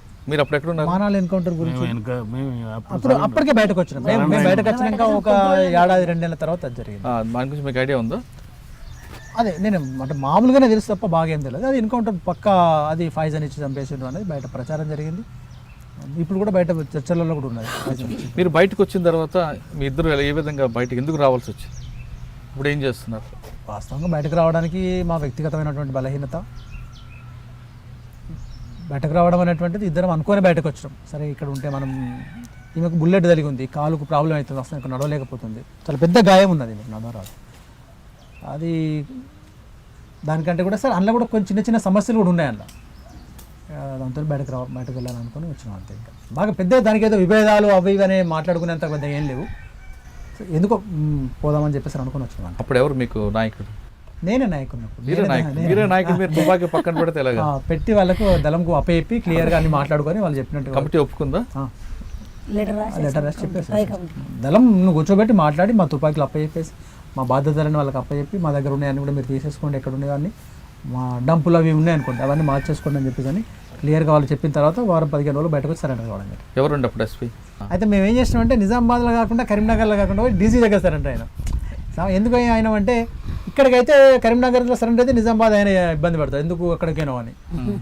ఇక ఇక్కడైతే అక్కడైతే ఇక్కడ ఇబ్బంది అవుతుందని చెప్పేసి అని ఇక్కడ సిరిసిల్ల డిఎస్పీ గారు తన ద్వారా డీజీ దగ్గరికి వస్తాం సార్ మేము ఇక్కడ వద్దు మాకు, ఎందుకంటే మాకు 2 జిల్లాలకు సంబంధించిన మనుషులం మేము, ఇక్కడైతే అయినా అంటాడు అక్కడైతే అయినా అంటాడు అని చెప్పేసి ఉద్దేశంతో నేను అయిన తర్వాత కూడా ఏం జరిగిందంటే పిలుచుకున్నాడు ఇక్కడ మనుషులు సిఐ గారిని పంపించి తెప్పించుకున్నాడు. పోయిన తర్వాత నన్ను కూర్చోబెట్టి అడిగినారు ఎందుకయ్యా నువ్వు అట్లా డీజీ దగ్గరికి పోయినావు అని. అంటే సార్ మాది ప్రాపర్ కరీంనగర్, నేను పనిచేసింది నిజామాబాద్, ఇక్కడ సరెండర్ అయితే నాకు ఒక సమస్య అయితే, అక్కడ సరెండర్ అయితే ఇంకో సమస్య అయితే, డీజీ దగ్గరికి పోతే మీ ఇద్దరికి బాస్ కాబట్టి మీరు నాకు ఏ సమస్య ఉండదని అక్కడికి పోయినామని చెప్తే అతను ఓకే. మీరు సరెండర్ అయిన తర్వాత మీకు రావాల్సిన పథకాలన్నీ వచ్చా? మాకు సరెండర్ అయిన తర్వాత ఏమైందంటే నా మీద రివార్డు ఉంది. నా మీద అప్పుడు గవర్నమెంట్ 3 లక్షల రివార్డు ఉండే.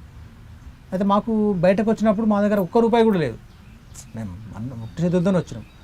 వచ్చిన తర్వాత మరి మాకు డబ్బులు ఏం లేవు కదా ఎట్లా అని చెప్పేసి అని పోలీసుతో మాట్లాడితే వాళ్ళు రివార్డ్ అయితే ఇప్పిస్తామయ్యా కానీ కొంచెం టైం పడుతుంది, 6 నెలలు పడుతుంది. అంటే మేము 6 నెలల దాకా కూడా బతకాలి కదా, ఎట్లా నేసి కొంచెం స్పీడ్గా ఇవ్వండి సార్ అని చెప్పేసి అంటే పాపం అప్పుడు ఎస్ఐబిలో ఓకేనయ్యా మరి మీకు తీసుకోపో అని చెప్పేసి అని పిలిచి తన సారే పిలిచి ఇచ్చిండు డబ్బులు. ఎంత? 2 లక్షలు రివార్డు ఇచ్చింది నాకు. ఈమె మీద కూడా ఒక 2 లక్షల రివార్డు ఉండే. కానీ మా ఊరు నుంచి నేను ఒక్కదాని రాలేను, 5 మా అమ్మాయిలు వచ్చాము. తర్వాత 2 అమ్మాయిలు వెంటనే 2 అమ్మాయిలు వెంటనే రిటర్న్ వచ్చారు. అలా నాన్నలు ఏడిస్తే వాళ్ళు వెళ్ళిపోయారు. మిగతా 3 లోపలనే చాలా రోజులు ఉన్నాము.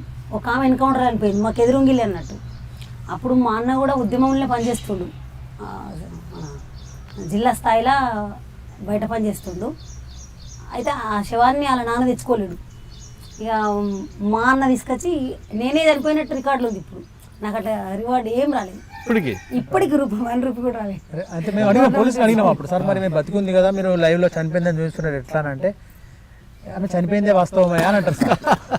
ఎట్లా సార్ మీకు కనబడుతుంది కదా లైవ్ అని అంటే చెద్మన్ వినోదన్న చనిపోయిన ఎన్కౌంటర్లో పాపం మా ఇంటి ముందు అంటే నాతో నచ్చిన అమ్మాయి మాకంటే వెనకనే వచ్చింది కానీ ఆ అమ్మాయి ఆ ఎన్కౌంటర్లో చనిపోయింది, చెద్మల ఎన్కౌంటర్ అని చనిపోయింది. ఆ ఎన్కౌంటర్లో ఈమె చనిపోయినట్టుగా పోలీస్ రికార్డు రాసుకొని క్లెయిమ్ చేసుకున్నారు డబ్బులు. ఇయ్యలేరు ఇక. మేము అడుగుతా 1-2 సార్లు అడిగితే దానికోసం ప్రయత్నం చేయగా ఇక ఈ రావు. పోలీస్ మా అన్న కూడా చనిపోయింది ఎన్కౌంటర్లో.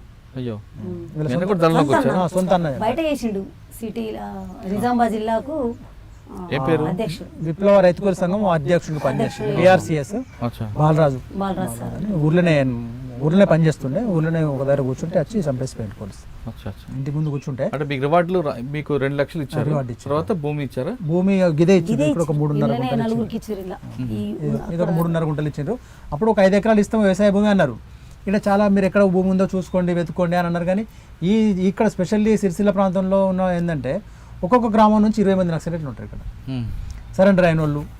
అట్లాంటి వాళ్ళందరికీ భూములు ఇస్తే ఇక్కడ భూములే ఉండే. మరి మీరు ఎక్కడ వెతుకోరు అంటే కొందరు వెతుకున్నారు, కొందరు దొరికినాయి, కొందరికి ఇక లేవా అని చెప్పేస్తున్నారు. మేము కూడా ఎక్కువ ప్రయత్నం కూడా చేయలేదు, అట్లా అది రాలేదు.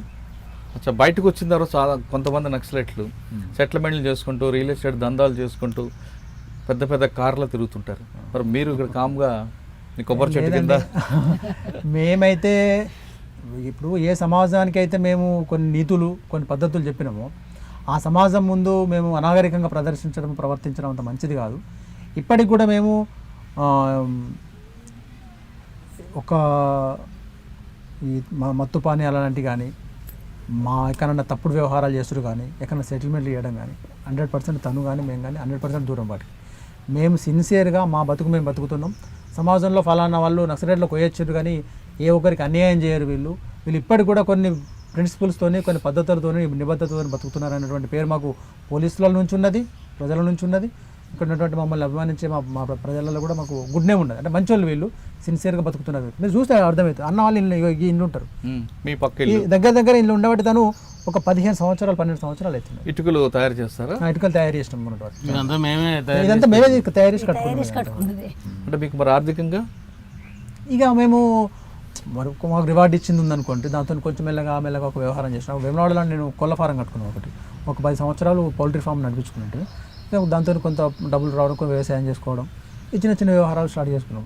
అప్పుడు కొంచెం భూములలో కూడా ఇప్పుడు ఎక్కడన్నా పెట్టుబడి ఎవరైనా పెడుతున్నారు అని అంటే మా వంతు కూడా 50,000 పెడతాం, మాకు ఏమన్నా అయ్యింది అని చెప్పేసి అట్లా చిన్నగా వ్యవహారం చేసుకున్నాం. సెటిల్మెంట్ మాత్రం కాదు, సెటిల్మెంట్ కాదు, అక్రమంగా 100% సక్రమంగా మా ప్రతి రూపాయి వెనకాల కూడా మా శ్రమ ఉంటుంది. ఎక్కడ కూడా తప్పు. ఓకే, ఇక నర్సన్న అలియా సిద్ధన్న, చెప్పండి అన్న, మీ ప్రయాణం ఎందుకు వెళ్ళింది, ఎక్కడెక్కడ వెళ్ళారు, మీ చివరికి మళ్ళీ ఎందుకు వచ్చారు? ఇక పోవడం ఇప్పుడు సంఘటనలు చెప్పాలంటే కొద్దిగా బాధ ఉంటుంది. ఎందుకంటే అది పోలీసు వాళ్ళకు తెలుసు, మాకు తెలుసు, ఇక్కడ ఉండే ప్రజలకు తెలుసు. మీకు బాగా బాధపడిన సంఘటన చెప్పండి పోనీ. ఇక బాధ అంటే ఇప్పుడు దాడులు మేము చేసినాం, మా మీద వాళ్ళు చేశారు. ఈ దాడులకి వెళ్ళి కొంతమంది మా వాళ్ళు చనిపోయారు, కొంతమంది వాళ్ళు చనిపోయారు. ఇవి ఎక్కడ ఏడా అనేది అంటే వాళ్ళకైతే తెలుసు. మొత్తం మీద సిద్ధన్న ఉన్నప్పుడే ఈ సిరిసిల్ల డివిజన్లో ఎన్ని ఎన్కౌంటర్లు అయినాయి, ఎన్ని ఫైరింగ్లు అయినాయి అనేది తెలుసు. గంభీరపేట దాడి చెప్పండి. గంభీరపేట అక్కడ కాలేదు దాడి. మీరు పోలీసు దాడి చేశారట కదా? ఒక ఎస్ఐ అంటే చనిపోయింది. సిద్ధన్న అనగానే ఇప్పుడు నాకు గుర్తుకొస్తుంది. అది నేను కాదు, మన పేరు వచ్చింది కావచ్చు, కానీ వేరే అతను పోయి ఇప్పుడు మేము నాయకత్వం వహించేటప్పుడు ఒక 2 సభ్యులను తోలిచ్చిన వాళ్ళు ఎవరు చేసి వచ్చినా ఇక్కడ సిద్ధంగానే వస్తుంది. ఇది కోనరాపేటది? కోనరాపేటది మేమే. చెప్పండి అసలు. కోనరాపేట ఉండొచ్చు లేదు, కోనరాపేట మీద దాడి చేయకన్నా ముందే ఫెయిల్ అయినాం మేము. అంటే అసలు సంఘటన ఒకసారి చెప్పండి. మీరు అనేది కోనరాపేట పోలీస్ స్టేషన్ మీద దాడియా లేదా ఎస్ఐ గ్రామంలో? పోలీస్ స్టేషన్ మీద దాడి కాదు, ఎస్ఐ మీద దాడి చేశారు కదా. ఎస్ఐ చనిపోయింది. వెనక ఆయన పోతున్న క్రమంలో అంటే మా పార్టీ ఉన్నదని చెప్పి వాళ్ళు మూవ్ అయ్యి ముందుకు వచ్చారు. వాళ్ళు జంగల్లోకి వెళ్ళి పోగా వాళ్ళు ఇట్లా అత్తురట అని అంటే మేము ఇట్లా మాటేసినాం. మాకు వాళ్ళు వచ్చిన విషయం తెలిసిపోయింది కాబట్టి ఆ మాట వేసిన దానిలో మా వాళ్ళు కొడితే ఎస్ఐ చనిపోయింది.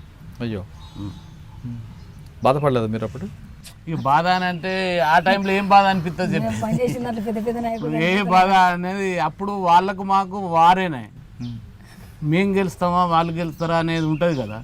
ఉన్న క్రమంలో ఎవరు చనిపోయినా మేము చనిపోతే వాళ్ళు సంతోషపడతారు, వాళ్ళు చనిపోతే మేము సంతోషపడతాం. మీ ఇద్దరి మధ్యన గ్రామస్తులు చాలా బాధపడ్డారు. ఆ విషయం గుర్తించారా? మీకు అన్నం పెడితే వాళ్ళని కొట్టేవారు, మీకు పెట్టకపోతే మీరు వాళ్ళని కొట్టేవారు. కొట్టకపోయినా ఏదో రకంగా హింస ఉండేది. అది ఒక్క నిమిషం కూడా లేదు అట్లాంటి ప్రజలకు ఏమవుతుందట అంటే మేము ఇంతకన్నా ముందు అభివృద్ధి కార్యక్రమాల మధ్యమల చెరువు, తాటిపల్లి చెరువు, ఇట్లా వెగ్లాస్పూర్ కోనరపేట దగ్గర ఉండే చెరువు ఇవన్నీ మేము పట్టుకొని మా పార్టీ వైపు నుంచే మేము చేయించినాం, డెవలప్ చేయించినాం. అక్కడ ప్రజలందరికీ వాళ్ళకు అందుబాటులో కస్టడీ చేయించినాం అన్నట్టు. అంటే వాళ్ళకు కొన్ని పైసలు బయటకు వెళ్ళి కొంత యంత్రాలను తెప్పించి అవన్నీ చేయించినాం. కాబట్టి అప్పటికి స్కూల్ సమస్య కానీ, రోడ్డు సమస్య కానీ, ఏమైనా కరెంటు సమస్య కానీ ఇవన్నీ పార్టీ వైపు నుంచే జరిగినాయి అక్కడ దాదాపు ఊర్లల్లో. ఇక గవర్నమెంటు అవసరం లేదనే కాడికి వచ్చారు జనాలు అక్కడ. అంటే ఒక ప్రాంతం మొత్తం మా పట్టున్నది. ఇక అక్కడ మేము ఏది చెప్తే గదే నడిచేది కాబట్టి వాళ్ళు ఏమన్నారు, అప్పుడు ఏమనుకున్నారు జనం, ఎన్ని దెబ్బలు పడ్డా జరగాని ఏం చేసినా జరగాని మాకైతే మంచి పని చేస్తున్నారు, గవర్నమెంట్ చేయాలటువంటి పని. అప్పుడు ఏదో నక్సలైట్ వచ్చిరట అని అంటే ఇలా గక్కడెక్కడో పందిమడుగు, ఇక్కడెక్కడ గుంటపల్లి చెరువు, గక్కడెక్కడో వీరనపల్లి, గడ మధ్యమల్ల ఇవన్నీ నక్సలైట్లు వచ్చినాకనే అవన్నీ ఈ గవర్నమెంట్కి గుర్తొచ్చినాయి. అంతకన్నా ముందు వాళ్ళకు రోడ్డు లేదు, ఏది లేదు. వాళ్ళు ఏదైనా బాగాలేకున్నా ఏమైనా హాస్పిటల్కి పోవాలంటే ఎడ్ల బండి విన్నో లేకపోతే కావడు పెట్టుకొని అక్కడ ఛత్తీస్గఢ్లో అక్కడక్కడ ఇప్పుడు చూపిస్తారు, ఇక్కడ చూపించలే అప్పుడు. కానీ ఈ పరిస్థితితో ఎల్లారెడ్డిపేట దాకా ఎత్తుకొచ్చుకున్నటువంటి పరిస్థితి. ఎల్లారెడ్డిపేట కాడ హాస్పిటల్ పెద్ద లేకపోతే సిరిసిల్లకి ఎత్తుకొచ్చుకున్నటువంటి. అయితే ఇట్లాంటి పరిస్థితులల్లో అవి జరిగినటువంటి మాకు ఇంకా మెయిన్ మధ్యమల్ల కాడ అయితే పేద ఎన్కౌంటర్ జరిగింది. 5 చనిపోయారు మా వాళ్ళు. అసలే ఆ రోజు ఏం జరిగిందండి? అది ఎన్కౌంటర్ అంటే ఇక అది ఇవే క్లాసులు, ఆ క్లాసులకు సంబంధించినవి ఒక 5-6 దళాలు వచ్చినాయి. ప్లీనం పెట్టినాం. దాన్ని కోనరపేట పోలీస్ స్టేషన్ లేపాలనే ఉద్దేశంతో అదంతా అక్కడ మూవ్ అయినాం.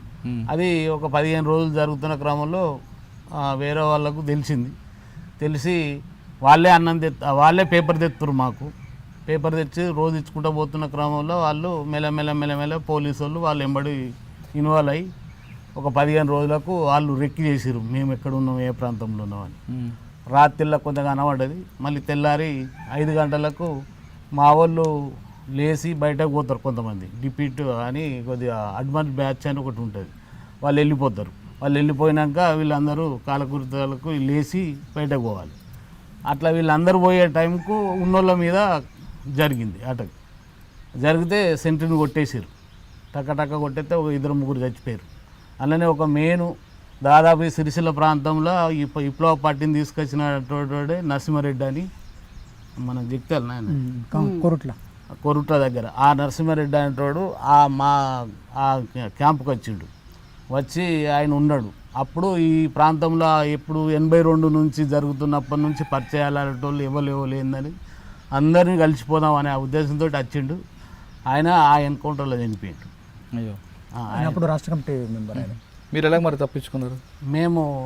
మేము ఆ రోజు గిట్లనే సెంట్రీ చేసి పెద్దోళ్ళు ఉన్నప్పుడు మేము కమాండర్లో సుధా చేసి ఇట్లా వండుకున్నాం.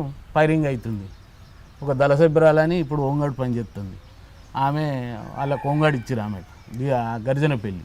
ఆమె వచ్చి నన్ను అన్న లేవు ఫైరింగ్ అవుతుందని ఇట్లా గుంజితే లేని చూసాకలు అంత ఇక సప్పుడు అనుకో. అప్పుడు మేము తేలుకొని జెర్సేపు మా దగ్గర తుపాకి ఉండే మేము కొట్టినాం. అటు ఇటు కొట్టే వరకు ఎటు కొట్టుడు ఏందని వాళ్ళు మా వాళ్ళు కొట్టేది మామినికి వస్తుంది, పోలీసు వాళ్ళు కొట్టేది మామినికి వస్తుంది, ఇక్కడ వాళ్ళు కొట్టేది మామినికి వస్తుంది. వీళ్ళు ఒక 20 మంది దాదాపు చిక్కిపోయిన వాళ్ళు. అందులో ఆ క్యాంపుకు ఎంతమంది 60-70 మంది ఉంటుంది. అయితే అందులో ఇక కొట్టంగా కొద్దిగా అందరికి ఇట్ట వంగ అక్కడ చిన్న రాళ్ళే ఉంటాయి.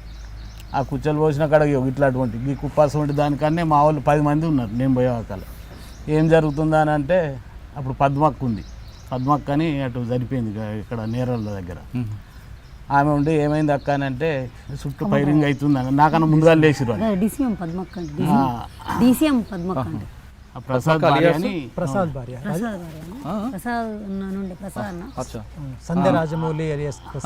వాళ్ళ భార్య ఉంది. దానిలో ఇక ఏమైంది అక్క అంటే చుట్టూ ఫైరింగ్ అవుతుంది అన్నాడు. అంటే ఇక నాతో ఇంకో 2-3 సభ్యులు ఉన్నారు. కొత్త వాళ్ళు మహిళలు బాగా వచ్చారు.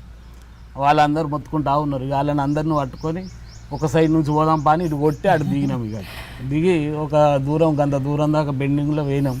పోయి ఆడికెళ్ళి అటు తప్పించుకొని పోయినాం. ఇక పోయినాక ఇక 1:12:30 వరకు వార్తలు వస్తాయి, రేడియోలు ఉంటాయి కదా. మరి వార్తలు వస్తే ఎన్కౌంటర్లో 5 చనిపోయారు, పలానా పేర్లు రానే వచ్చినాయి.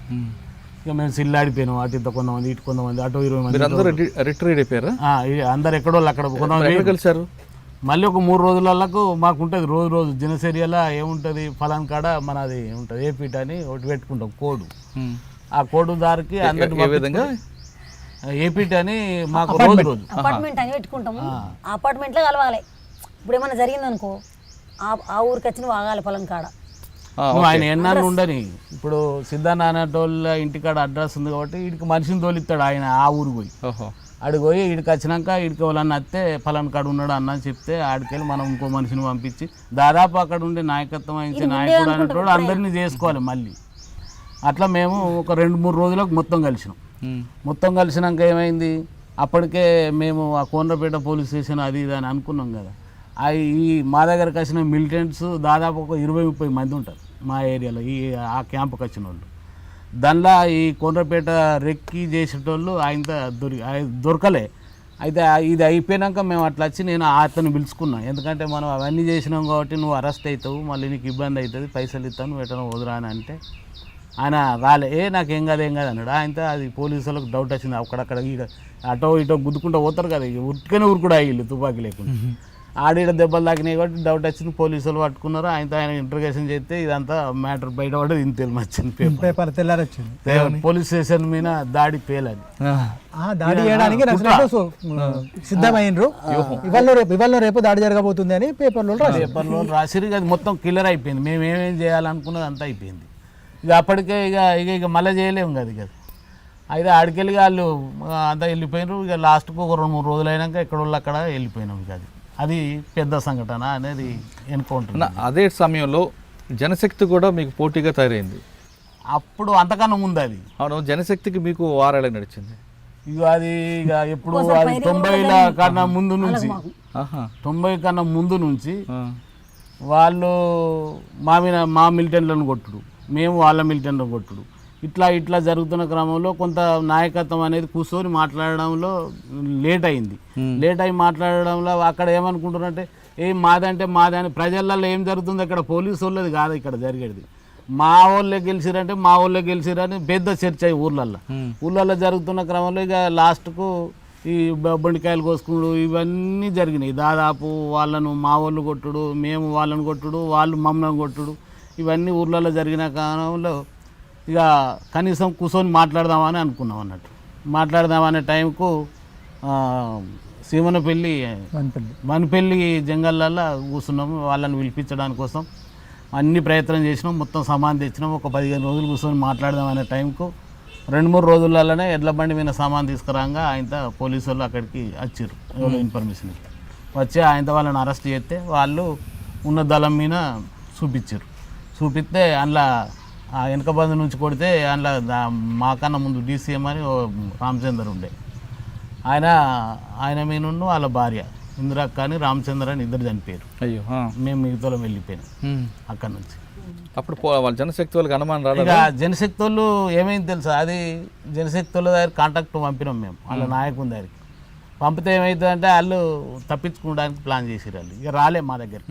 వాళ్ళు రాక 2-3 రోజులు లేట్ అయింది. లేట్ అయ్యే వరకల్లా ఆయనది ఫైరింగ్ అయింది. ఫైరింగ్ అయిపోయాక ఇక వాళ్ళు అటు మేము ఇటు. కానీ మీ ఇద్దరు పీపుల్స్ వారు జనశక్తి ఎదురుపడి కాల్పులను జరుపుకున్న సంఘటనలు ఉన్నాయి కదా, మత్తుగా ఉన్నాయి. అయితే ఏది వట్టిమల్ల కాడ జరిగింది. ఈడ రంగంపేట్ల వీళ్ళు అడిగిపోయి వీళ్ళు ఊరు దగ్గర జరిగితే 2 చంపేసారు మా వాళ్ళు వాళ్ళనే చంపేసారు జనశక్తి వాళ్ళు. కానీ జనశక్తి సంబంధించిన సభ్యులు తలలు కోసి పోలీస్ స్టేషన్ తీసుకొచ్చిన పోలీస్ స్టేషన్ కాదు కానీ పంపించారు నాగంపేట.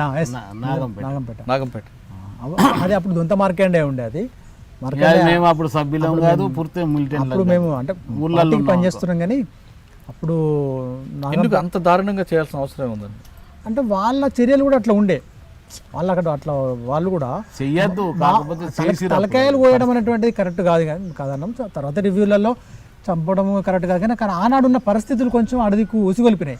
వీళ్ళు చేస్తున్నటువంటి చర్యలన్నీ కూడా అట్లా ఉండే. కానీ మీ ఇద్దరు కొట్టుకుంటే పోలీసులు కూడా చాలా సంతోషపడ్డారు కదా. అవును, పడతారు కూడా కదా. వాళ్ళు కొట్లాడుకుంటే మనం చేయాల్సిన పని వాళ్ళే చేసుకుంటున్నారు. పిట్టపోరు పిల్లి తెచ్చినట్టు ఉంటుంది కదా. అంటే మీరు జనశక్తితో ఒక పక్క పోరాటం, మరోవైపు పోలీసులతో పోరాటం. పోలీసులతోటి అటు ఇటు ముగ్గురు మధ్యలో జరుగుతున్న పోరాటం. అది ఎక్కువ జరిగింది సిరిసిల్ల ప్రాంతమే. ఈ జనశక్తికును వారికి జరిగింది లొల్లి. కోర రాజన్ గారి ఇది అంతా జరిగేది మొత్తం జరిగేదంతా ఇక్కడనే ప్రజలు కోర దేవేంద్ర గారి అడ్డా కాబట్టి బలం ఎక్కువ ఉంటుంది వాళ్ళదే. అయితే ఒకరోజు ఒక జనశక్తిలో ఒకరోజు అడవిలో ఉన్నారు అని తెలిసింది మాకు. మేము చిమనపల్లి అని ఉంటుంది ఇక్కడ నిజామాబాద్ బార్డర్. నల్లం ఉన్నదని తెలిస్తే సరే వీళ్ళని పట్టుకుందాము, బాగా మా వాళ్ళని కొడుతున్న గ్రామాలలో మాకు తినివెట్టని ఇస్తలేరు అని చెప్పేసి అడుగుదామని పోయినాం. రాత్రి 1 గంటకు వాళ్ళు సెంట్రీగా కాసేకాడికి అన్నం తీసుకుపోయేటప్పుడు మేము పోయినాం. 1 గంట రాత్రిలో మేము ఈయన అన్నం తీసుకొని వచ్చినానే చెప్పిండు, అన్నా నా వెనక పీపుల్స్ వరలు అత్తురే అని వాళ్ళకు కాషన్ ఇచ్చిండు, గట్టిగా అరిచిండు. ఎవరైనా అత్తున్నారు అంటే ఫలానా అన్న ఇలా అత్తున్నారు అని ఆయన. నిజమే వస్తున్నాం, మీరు లొల్లి పెట్టకుండ్రి, మీరు సైలెంట్గా ఉండుర్రి, మనం మాట్లాడుకుందాం అని అడవిలో రాత్రి 1 గంటకు మాటల ద్వారా గట్టి శబ్దాలు చేసినాం. వాళ్ళు ఓకే రండి మాట్లాడుకుందాం అని అన్నారు. అంతే మేము లోపలికి వెళ్ళిపోయినాం, వాళ్ళ షెడ్డర్లోకి వెళ్ళిపోయినాం. అందరినీ కూర్చోబెట్టినాం. ఇంకా సభ్యులు అందరూ 20 మంది సభ్యులు దొరికారు మాకు. అందరినీ కూర్చోబెట్టి మాట్లాడినాం. మీరు ఆగుండ్రి అంటే వాళ్ళ నాయకులను పిలిచినాం. మీరు రండి, మీరు అందరు దొరికిండ్రు ఇక్కడ, అందరినీ మేము కూర్చోబెట్టాము, మీరు కూడా రండి మాట్లాడుకుందాం అంటే అన్న వస్తున్నాం ఆగుండ్రి అని అన్న ఇప్పుడు ఇక్కడ శబ్దం ఇక్కడ వినబడ్డ శబ్దం ఇంకో 10 నిమిషాలు అయిన తర్వాత ఇంకొంచెం మీదకి పారిపోయినారు. వాళ్ళు లీడర్లు అందరూ పారిపోయినారు. ఆ దళం సంబంధించిన సభ్యులందరూ మాకు దొరికినారు. వాళ్ళ దళానికి సంబంధించిన వాళ్ళ లీడర్లు అందరూ కూడా పారిపోయారు. మరి వాళ్ళు ఏం చేశారు? మీరు ఆ సభ్యులందరినీ తుపాకులు తీసుకున్నాం మేము. ఆ దగ్గర 20 తుపాకులు దొరికినాయి మాకు అని ముళ్ళగట్టి. అప్పుడు మేము ఏమనుకుంటే తుపాకులు తీసుకుందాం అనుకున్నాం 1 నిమిషం. తర్వాత మళ్ళీ ఏమనుకున్నామంటే వీళ్ళను మనము దొరకబట్టుకుని తుపాకులు ఉంచుకుని మనకి ఏం అవసరం ఉంటుంది, మనం అనుకుంటే స్టేషన్ మీద దాడి చేసి తెచ్చుకుందాం తుపాకులు. వీళ్ళ దగ్గర చాలు మీ తుపాకులు మాకు అద్దుపోరా అని చెప్పి మళ్ళీ ఏళ్ళకి ముళ్ళగట్టి పంపించేసి. అప్పుడు వాళ్ళే తుపాకులు వాడారు, మీరే తుపాకులు? అందరి దగ్గర దాదాపు మా దగ్గర AK-47 ఉన్నాయి, SLRలు ఉన్నాయి, 303లు ఉన్నాయి, 410 మస్కెట్లు ఉన్నాయి. అవును, మీకంటే పోలీస్ స్టేషన్ మీద దాడులు వాళ్ళకి ఎక్కడ దొరికే తుపాకులు? వాళ్ళను అంతకుముందు ఇప్పుడు మీకు తెలుసు, నాకు తెలుసు, మీకు ఐడియా ఉంది కావచ్చు, లైసెన్స్డ్ ముఠా కే రాజన్న అని అంటారు. అవును, కే రాజన్న వాళ్ళకు లైసెన్స్ తుపాకులు ఉండే అప్పుడు. ఓహో, అందుకే మేము వాళ్ళని ఏమంటుంటాం ఇక్కడంటే కే రాజన్న వాళ్ళ విప్లవ పోరాటం కేవలం పీపుల్స్ వార్ను నిర్మూలించటమేనా, లైసెన్స్డ్ ముఠా కే రాజన్న వారి నాయకత్వం ఏం చేస్తుంది, అలా లైసెన్స్డ్ ముఠా అని చెప్పేసి అని అంటుంటే మా పార్టీ వాళ్ళని. ప్రభుత్వం ఇచ్చిందని లైసెన్స్డ్ ముఠానే అంటుంటే వాళ్ళ దగ్గర తుపాకులు అప్పటి నుంచే మాకంటే అధునాతంగా ఉండే. ఇంకా వాళ్ళ దగ్గర మా దగ్గర 303 లేనాడు, వాళ్ళ దగ్గర మంచి ఏకేలు లేవు కానీ మంచి తుపాకులు ఉన్నాయి వాళ్ళ దగ్గర. వాస్తవంగా ఆయుధ సంపత్తి జనశక్తి దగ్గరనే మంచిగా ఉండే మొదటి చూడు. తర్వాత మా దగ్గర అనేక దాడులు, పోలీస్ స్టేషన్ల మీద దాడులు వాళ్ళ దగ్గర. మీకు 2-3 సంఘటనలు చెప్పారు, 2 మిస్ అయిన సంఘటనలు చెప్పారు, ఒకటి పారిపోయిన సంఘటన చెప్పారు. మీకు బాగా ఈ సంఘటనలో పాల్గొన్నాను అని బాధపడే సంఘటన ఉందా? ఏది? పోలీసులు చంపిన విషయంలో కానీ? పోలీసు వాళ్ళని చంపిన దానిలో అంటే మేము సొంతంగా చంపిన ఏం లేవు, కానీ కాకపోతే మా దళాలు చంపినప్పుడు సుధా మేము సమీక్ష చేసేటప్పుడు అయితే అనుకుంటుంటిమి, వాళ్ళు మన లెక్కనే వాళ్ళకు కుటుంబం, వాళ్ళకు ఊరు, వాళ్ళకు ఉంటుంది, అవన్నీ ఉంటాయి కదా. మనం ఎందుకు చేయగలుగుతున్నామాట అని అంటే వాళ్ళు సొంతంగా నిర్ణయం తీసుకునేది కాదు. వాళ్ళు ఒక ఆఫీసర్ వాళ్ళకి చెప్తాడు, ఆ ఆఫీసర్ ఇంకో ఆఫీసర్ చెప్తాడు, వాళ్ళు ఇక్కడ దాకా వస్తారు. మన పరిస్థితి గంతే, మేము సుధా గంతే. మేము మాకన్నా పెద్దోళ్ళు మీరు ఏం చేస్తున్నారు, ఇంకేం జరుగుతుంది సంఘటన అని మాకు సమ్మెడ దెబ్బలు గట్టిగా తగులుతూనే మేము ఇంకో దాని మీద దాడి చేయాలి సార్. పోలీసు వాళ్ళ సుత గవర్నమెంట్ ఏం చేస్తుంది, మీరు నక్సలైట్లు అక్కడ విచ్చలవిడిగా చేస్తూ ఉన్నారు, ఊళ్ళల్లో వాళ్ళని వీళ్ళని విన్ఫర్మర్లని కొడుతూ ఉన్నారు, ఈ భూమి మలిపిరు, ఆ భూమి మలిపిరు, ఇవన్నీ చేస్తున్నారు, రోజు ఒక కాడ మీటింగ్ పెడుతున్నారు, రోజు పేపర్లు ఇట్లా వస్తూ ఉంది, మీరు ఏం చేస్తున్నారు, ఏం బిక్తున్నారు అనే పరిస్థితిలో వాళ్ళు అప్పుడు ఒత్తిడి ఉండే పోలీసు వాళ్ళకు. అందుకే మేము మా గద్దరు వాడిని ఇంతకుముందు మీకు మాకు తేడా లేదని. పోలీసు వాళ్ళకు మాకేం తేడా లేదు, దాదాపు అన్నదమ్ముల లెక్కనే. కానీ గవర్నమెంట్ అనేది ఒత్తిడం మూలంగానే వీళ్ళు మామిన ఇరుసుకపడు కాదు, గ్రామీణ ప్రాంతాలలో అన్నం పెట్టేటోళ్ళను బాగా విపరీతంగా కొట్టుడు, జర మెయిన్గా ఫుల్ టైమర్గా పనిచేస్తున్నాడే తీసుకుపోయి ఆయనతో గుట్టకాడ పోయి ఆయనతో తూట వచ్చేసుడు. ఇట్లా బాగా జరిగినాయి. ఇట్లా మాకు ఆ మధ్యలో జరిగినాయి. అప్పుడైతే రోజుకొకటి 2, 2, 3 ఏ ప్రాంతంలోనే ఎన్కౌంటర్లో చనిపోయారు మా వాళ్ళు అన్నది. మా వాళ్ళు చనిపోయినారు అన్న దానిలో సుత మా నాయకత్వం సుత కొద్దిగా అప్పుడు లోపం ఉండే. ఏముండే మిలిటెంటే కదా చనిపోయిందంటే. అంటే మేము మా అటువంటి మేము గ్రామీణ ప్రాంతం నుంచి వచ్చిన వాళ్ళం కాబట్టి మా బాధ ఏమనిపించా అంటే అప్పటికైనా అంటే అంటే మిలిటెంట్ చనిపోతే ఒక బాధ, నాయకుడు చనిపోతే ఒక బాధ. కరెక్ట్, ఇది 2 ప్రాణాలే కదా. 2 ప్రాణాలే కదా, ఇది కరెక్ట్ కాదని మా భావం. అయితే మేము మొదటి నుంచి ఇట్లుండే, అంటే సరే మీరు మీకు ఉంచుకోరా అని అందరు కొంతమంది.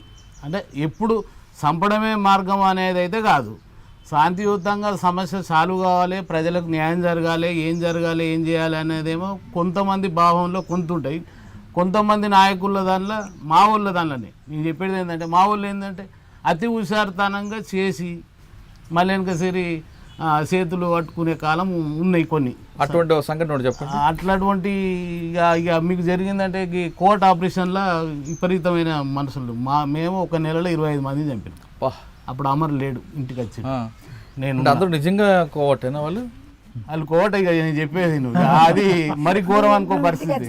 ఇక అది నేనే కమాండర్లు, నా దళంలో 6-7 చచ్చిపోయారు. నాతో చంపిరిల్లే, మేమే చంపినాం, ఇంకెవరో కాదు. అయ్యో.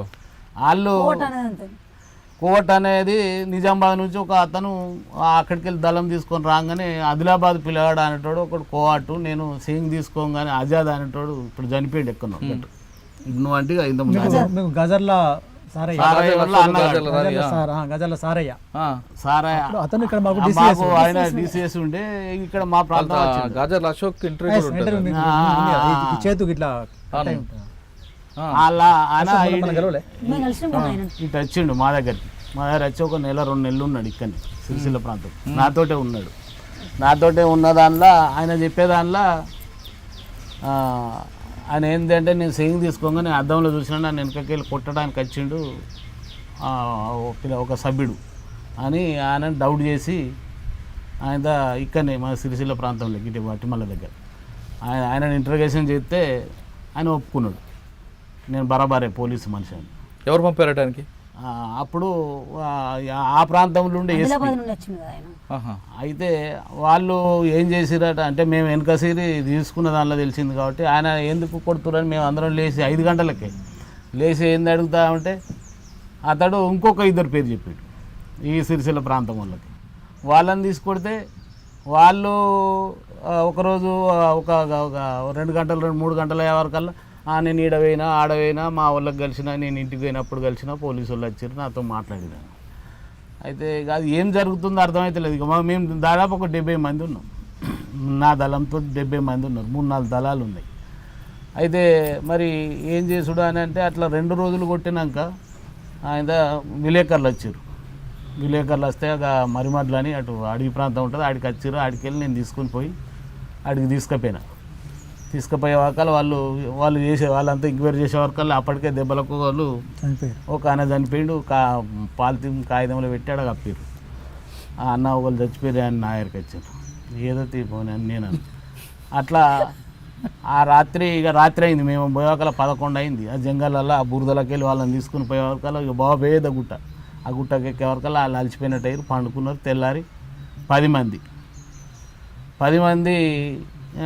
దాదాపు 10 మంది అని తేలింది. 10 మందిని ఆ రోజు మళ్ళీ ఈ విలేకరుల దగ్గర కూర్చోబెట్టినాక వాళ్ళు అడిగితే గిట్లనే ఇక మీరు మమ్మల్ని అడిగినట్టు అడిగితే ఇదంతా డూపు, అది మేము దెబ్బలకు వశపడక చెప్పుకున్నాము ఈ విషయం అన్న, మీకు దండం పెడతా, మమ్మల్ని విడిచిపెట్టు, మేము బతాం, ఈ ప్రాంతంలో కాక ఎక్కడ నన్ను వెళ్ళిపోతామని కొంతమంది అన్నారు. అమ్మ నా కొడుకుల వీళ్ళు మళ్ళీ అంటారట అని మళ్ళీ ఇదే అజాద్ అన్నట్టు ఆయన చల్ వాడిని మళ్ళీ తీసుకుపోమని ఒక అర్ధగంట సేపు అటు తీసుకుపోయి మళ్ళీ ఒక ఇంటర్వ్యూషన్ చేసి మళ్ళీ వచ్చినాక బరాబరి అన్న. సరే అయిపోయిందని ఆయన అక్కడికి అయిపోయినాక ఒకటే రోజు 10 మంది 6గురిని నిమ్మపల్లి దగ్గరికి తీసుకొచ్చి చంపినాం. 4గురిని మానాల కాడ 4 ఆడదెప్పి. అది ఇక ఆ సంఘటన జరిగినాక ఇంకా ఉన్నా నేను ఇంకో సంవత్సరం దాకా పార్టీలో. అదంతా జరిగిపోయినాక ఇక దీని మీద మళ్ళీ రివ్యూ చేసుకోవాలి కదా, ఇక ఎందుకు జరిగింది ఇంతమంది అంటే. ఆ ప్రాంతంలో తిరుగుతున్న క్రమంలో ఆ చనిపోయేటోళ్ళు ఇంటికాడోళ్ళు పార్టీలు ఉన్నారు, ఇంటికాడ మిలిటెంట్ అనేటోడు ఇన్ఫార్మర్. ఇప్పుడు జనరల్గా ఎవరు మన హరిభూషణ్ భార్య చనిపోయింది చూడు నిమ్మపల్లి కాడ, తిమ్మాపురం కాడ, ఆమె స్వరూప వాళ్ళ అన్న భీమ్గల్లా అని భీమ్నార్లా ఉంటాడు. ఆయన ఇన్ఫర్మర్ అని తేలింది. ఆయనను చంపకన్నా ముందు సొంతం అక్క కదా, ఒకసారి నువ్వు మాట్లాడుకోమని సొంత మాట్లాడి చెల్లెలు ఉద్యమంలో ఉన్నది మాట్లాడాక మాట్లాడినా ఆమె ఎంత మాట్లాడినా ఏం చేసినా ఏం చెప్పిండేమో ఒక్కడే పోయి ఒక ఆమెనే పోయి మాట్లాడింది. అయితే ఏం చెప్పిందేమో కళ్ళకు నీళ్ళు తుడుచుకుంటూ వచ్చింది. ఆమె తుపాకి చేతిలో ఉంది. ఇక వచ్చినాక ఒక 5-10 నిమిషాలు అయినాక ఇక తీసుకొని పోయినారు. ఒక బ్యాచ్ తీసుకుపోతే ఊరు దగ్గర పోయి కొట్టేసి రావాలి. ఇక ఈ జంగల్లో కొడితే ఎక్కడ దాకా మళ్ళీ వాళ్ళు వచ్చి తీసుకుపోవడానికి ఇబ్బంది అవుతుంది బాడీ అని ప్రతి దాన్ని ఇట్లా జగిత్యాల దాకా పోయినాం. ఆ జగిత్యాల దాకా పోయేటప్పుడు ఈ ఎప్పుడైతే స్వర్ణ స్వరూపాలు అన్నయ్యని చంపేశారా? చంపేసి అంటే ఆవిడ చంపలేదు, ఆమె చంపడి ఆమె చంపితే ఎవరు చంపినా ఒకళ్ళు ఆమె ఆ సంఘటనలో ఉంటుంది. అంటే ఏడ్చుకుంటూ వచ్చింది అంటున్నారు కదా ఆవిడ. అంటే కళ్ళ నీళ్ళు ఇక కొద్దిగా ఆమె తట్టుకుందా మీరు అన్నయ్యతో మాట్లాడండి, ఆమె కన్ఫర్మ్ చేసుకోండి అని అంటే ఆమె పక్కకు పోయి మాట్లాడింది. మాట్లాడితే అతను ఏం చెప్పిండు అనేది ఆమె చెప్పకుండా ఆమె ఏడ్చుకుంటూ బయటకు వచ్చింది. అంటే నిజమే అన్న మరి ఏం చేద్దాం అమ్మ మీ బాడీ ఉందా? తర్వాత చంపేసి తీసుకొని పోయి చంపేసి అప్పుడు కాదు, ఇక వాళ్ళందరిని ఒక్క కాడ పెట్టేయాలి, వీళ్ళను రాత్రి తీసుకుపోవాలి, ఎన్నో కొట్టేసి రావాలి కదా. ఇవన్నీ జరిగినాక లాస్ట్ నెల వరకల్లా ఎంతమంది అయినరట అని అంటే 25 మంది అయ్యారు మా వాళ్ళు. అంటే జగిత్యాల వరకు వెళ్ళారు, జగిత్యాల దాకా వేరు. ఇట్లనే ఇక వాళ్ళ దళం పోతుంది. ఇక మాకు మానాల దాకా మనం ఉన్నాము, మానాల గడికి మనం రిటర్న్ అయినాం ఇటు చింతకుంట అటువంటి. ఇది అట్లా పోతున్న క్రమంలో ఇక అటు పొంగ తాపుకోడు కమాండర్ అనేటోళ్ళు సుతా బలయ్యారు. ఆ రోజు నేను నా పేరు మా సభ్యుడు అనేటోడు సిద్ధాన్న సూత్ ఉన్నాడు అని అంటే తప్పని పరిస్థితి. ఇక మనం ఒక 2 రోజులలో ఒప్పుకోమా, ఏం చేస్తాం? ఇక అది ఒప్పుకుంటే బతామా అని అంటే బతకం, ఒప్పుకోనంటే రోజు కొడుతూనే ఉంటారు. అది మా పరిస్థితి. ఏం జరిగిందట అంటే నేను కళ్ళతోటి చూడాల్సిన పరిస్థితి అది నక్సలైట్ చేసే పని కాదు. నేను పార్టీలకి వచ్చినాక సుతా ఇది చెప్పిన. దాదాపు మేము మాట్లాడుకునే క్రమంలో ఏమైందంటే మాకు చర్చ జరుగుతుంది. దయానంద్ ఉన్నాడు, ఆయన బతికే ఉన్నాడు. ఇప్పుడు ఇంకో ఐలాండ్ అని ఉన్నాడు, ఆయన ఆయన ఆయన చనిపోయిండు. ఇంకో స్వామి అయినటువంటి ఇప్పుడు ఛత్తీస్గఢ్లో ఉంటాడు, లోకేష్ చందర్ అని ఆయన ఉన్నాడు. ఇవి మాట్లాడేటప్పుడు అంటే తర్వాత 25 మంది చనిపోయిన తర్వాత సమీక్ష ఇవి అన్ని ఎందుకు జరిగింది ఇట్లా అని మన దానిలో ఉన్నోళ్ళు మనం ఎక్కడెక్కడ అని నేను అన్న ముస్తాబాద్కు తీసుకొచ్చిన. ముస్తాబాద్ నుండి సుతా సిద్దిపేటకు పంపిన ఓ సభ్యుడిని. మరి మనం ఉన్నది ఆడ తెలుసు. ఆయన ఒకవేళ ఆ అభిప్రాయం ఉంటే మనల్ని పట్టించు కదా, అది పోలేదు. మరి కోనరాపేట దగ్గరనే ఉన్నాం, ఒకడున్న ఓ సభ్యుని పంపినాం. ఆ సభ్యుడు సుతా చచ్చిపోయిన దానిలో ఉన్నాడు. నేను చర్చ పెట్టింది గన్లు అన్నట్టు. అయితే మరి ఆయన చెప్పపోను ఆ రోజు అంటే ఒక సిద్ధన్న దళం సరిపోదా, పోలీసులకు సరిపోదా? అప్పటికే మా మీద విపరీతమైన దాడులు జరుగుతున్నాయి, ఎన్కౌంటర్ అవుతుంది, అత్తన్నాం పోతున్నాం. అప్పటికే ఇవన్నీ జరుగుతున్న క్రమంలో ఇవన్నీ బాధ వేసింది. ఇక మాకు బాగా అంటే బాగా బాధ వేసింది. దానిలో నేను అన్న అంటే మొత్తమే ఇన్ఫర్మల్ లేరా నీ ఉద్దేశం అని నన్ను అడిగిరాళ్ళు మనోళ్ళు ఉన్నోళ్ళు. నేను లేదని చెప్తలేను, ఉన్నారని చెప్తా. కాకపోతే ఎంతమంది ఉంటారు? మొత్తం 25 మంది ఉంటారా? 25 మంది ఉన్నాక మనం ఇన్ని రోజులు బతకలేం కదా. ఎప్పుడో చంపేస్తారు వాళ్ళు. అంటే అప్పుడే ఇంతమంది లేరు, తక్కువ ఉంటారు, తక్కువ సంఖ్యలో ఉంటారు. మనం వాళ్ళు ఎవరెవరు అనేది మనం గుర్తించి మనం రాసుకుంటే రేపు ముందు బయటపడతాం. కానీ లేకపోతే వడవని చెప్పి ఒక 5-6 ఉంటారు ఉంటే అని అప్పుడు మేము అనుకున్న దానిలో ఉన్నది. ఆ బుక్లో రాసి ఏం చేశారంటే నీ అభిప్రాయం మేము ఇప్పుడే ఈడ క్లోజ్ చేయలేము, మేము రాష్ట్ర కమిటీలకు పంపిస్తాం, సిద్ధాన్న నువ్వు బాధపడక అన్నాడు. ఇక మనకు అప్పటి నుంచి బాధ మొదలవుతుంది, తుపాకీ సుతం మొదలవుతుంది, తుపాకీ బరువు అవుతుంది. అయితే ఇక అప్పుడు మనకు అనిపించింది ఇక న్యాయం లేదు. నేను సొంతంగా ఊర్లోకి పోయి వాళ్ళని ఇంటికాడికి వెళ్ళి మాకు 2 పిల్లలు ఉన్నారు అన్న, ఒక కొడుకున్నాడు. మరి నువ్వు తీసుకుపోతున్నావు, మా పరిస్థితి ఏమవుతుందంటే నీ కొడుకుని బంగారం వాళ్ళు చదివిస్తాం, మీ బిడ్డను చదివిస్తాం, నీకెందుకు బాధ, అదేంది ఇదేందని తోలుకొచ్చిన వాళ్ళం అవుతుంది. తోలుకొచ్చినాక మాతో వచ్చే ఆయన సంవత్సరం కాయలేదు, సంవత్సరం అయిన వాళ్ళు కొంతమంది ఉన్నారు, 6 నెలల వాళ్ళు కొంతమంది ఉన్నారు, 2 ఏళ్ళ వాళ్ళు ఉన్నారు, కొంతమంది 5-6 ఏళ్ళు ఉన్నోళ్ళు, 5-6 ఏళ్ళు ఉన్నోళ్ళు సుధా చనిపోయారు. ఇప్పుడు వాళ్ళ కుటుంబానికి మనం పోయి ఎట్లా చెప్పుడు, వాళ్ళకు ఏమని చెప్పమంటారు? అప్పుడు పార్టీలో సుధా ఒక కుటుంబం చనిపోతే 5,000 ఇవ్వాలి. అది పూర్ కుటుంబం అయితే 5,000 ఇవ్వాలి పార్టీ తీర్మానం. అది 50,000 ఇచ్చుడు. ఇప్పుడు ఇక్కడ బయట జరుగుతున్న ప్రచారం అయితే వాస్తవం కాదు. లక్షలు లక్షలు ఇస్తారు అది ఇది అనేది కాదు. అవును. వాళ్ళు సర్పంచులు అనేటోళ్ళు ఎవరన్నా మమ్మల్ని అడుగురు నిలదీసి, వరంగల్లో ఎన్కౌంటర్ అయింది అన్న, ఆ శవం తీసుకొచ్చడానికి నేను సొంతంగా 25,000 పెట్టుకున్నా, మీరు ఇస్తారే అని. మేము ఇచ్చుడు ఎక్కడిది, ఒక్కటే 5,000 ఇచ్చుడు ఉంటుందని. ఇది ధర్మం మావయ్య అని అంటారు. ధర్మం లేదు బీరం లేదు, గంతే ఇచ్చుడు ఉంటుందని. అట్లా ఆ పైసల కాడ సూత కొద్దిగా మాకు అప్పుడప్పుడు జరిగింది. ఇప్పుడు మీరు డబ్బులు వ్యవహారం వచ్చారు కాబట్టి ఒక క్వశ్చన్ అడుగుతారండి. పోలీసులు కానీ లేదా కొంతమంది వాదన మావోయిస్ట్ పార్టీ దగ్గర పీపుల్స్ వార్ పార్టీ, ఇప్పుడు మావోయిస్ట్ కానీ అప్పుడు పీపుల్స్ వార్ పార్టీ దగ్గర లక్షల డంపుల్లో ఉంటాయి. ఆ డంపులతో కొంతమంది సెంట్రల్ కమిటీ స్టేట్ కమిటీ మెంబర్లు విలాసాలు ఉంటారు, వీళ్ళు మాత్రమే బలవుతుంటారు అనేది ఒక వాదన ఉంది. అమరు చెప్తాడు ఆ డబ్బులు ఏడు లేదు.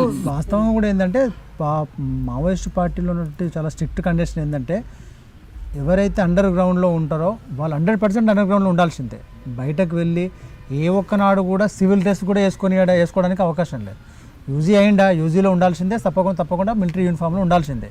సరే, ఏదేని పరిస్థితులలో ఒక సెంట్రల్ కమిటీ మెంబర్ బయటకు వెళ్ళి ఏదో మీటింగ్ అటెండ్ కావాల్సిన ఉద్యమ అవసరాల కోసం అయితే తప్ప ఎవరు కూడా బయటకు వెళ్ళి జల్సాలు చేసే పరిస్థితి ఉండదు. అంటే కొంతమంది పోలీసులు చాలా స్పష్టంగా చెప్తుంటారు, సెంట్రల్ కమిటీ వాళ్ళందరూ బయటే ఉంటారు, యూజీలో వాళ్ళు మాత్రమే అడవిలో ఉంటారు. ఎందుకంటే కాదు ఒక్క నిమిషం, సెంట్రల్ కమిటీ వాళ్ళు మాత్రమే బయట ఉంటారు, యూజీ వాళ్ళు మాత్రమే లోపల ఉంటారు, బయట ఉన్న వాళ్ళు విలాసవంత జీవితాన్ని అనుభవిస్తుంటారు, కేవలం మీరు మాత్రమే లోపల ఉండి నలిగిపోతుంటారు, కాబట్టి మీరు బయటికి రండి అని వాళ్ళు చెప్తుంటారు. వాస్తవం. కానీ మేము చూసిన కాడికి ఇప్పుడు మీరు చూడండి, మాకు నేను నల్ల ఆదిరెడ్డి కలిసి పనిచేసినాను, శీలం నరేష్తో కలిసి పనిచేసినాం,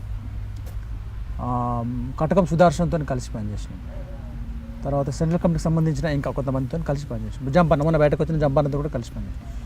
వీళ్ళు ఏ ఒక్కనాడు కూడా మరి మాకు తెలిసి బయటకు వెళ్ళి జల్సాలు చేసిన పరిస్థితి ఎప్పుడు కనవాలి. ఎందుకంటే 100% మాతోనే ఉన్నారు, 100% మా తిండి తిన్నారు, మా ఛాయ తాగినారు, మాతో సెంట్రీ.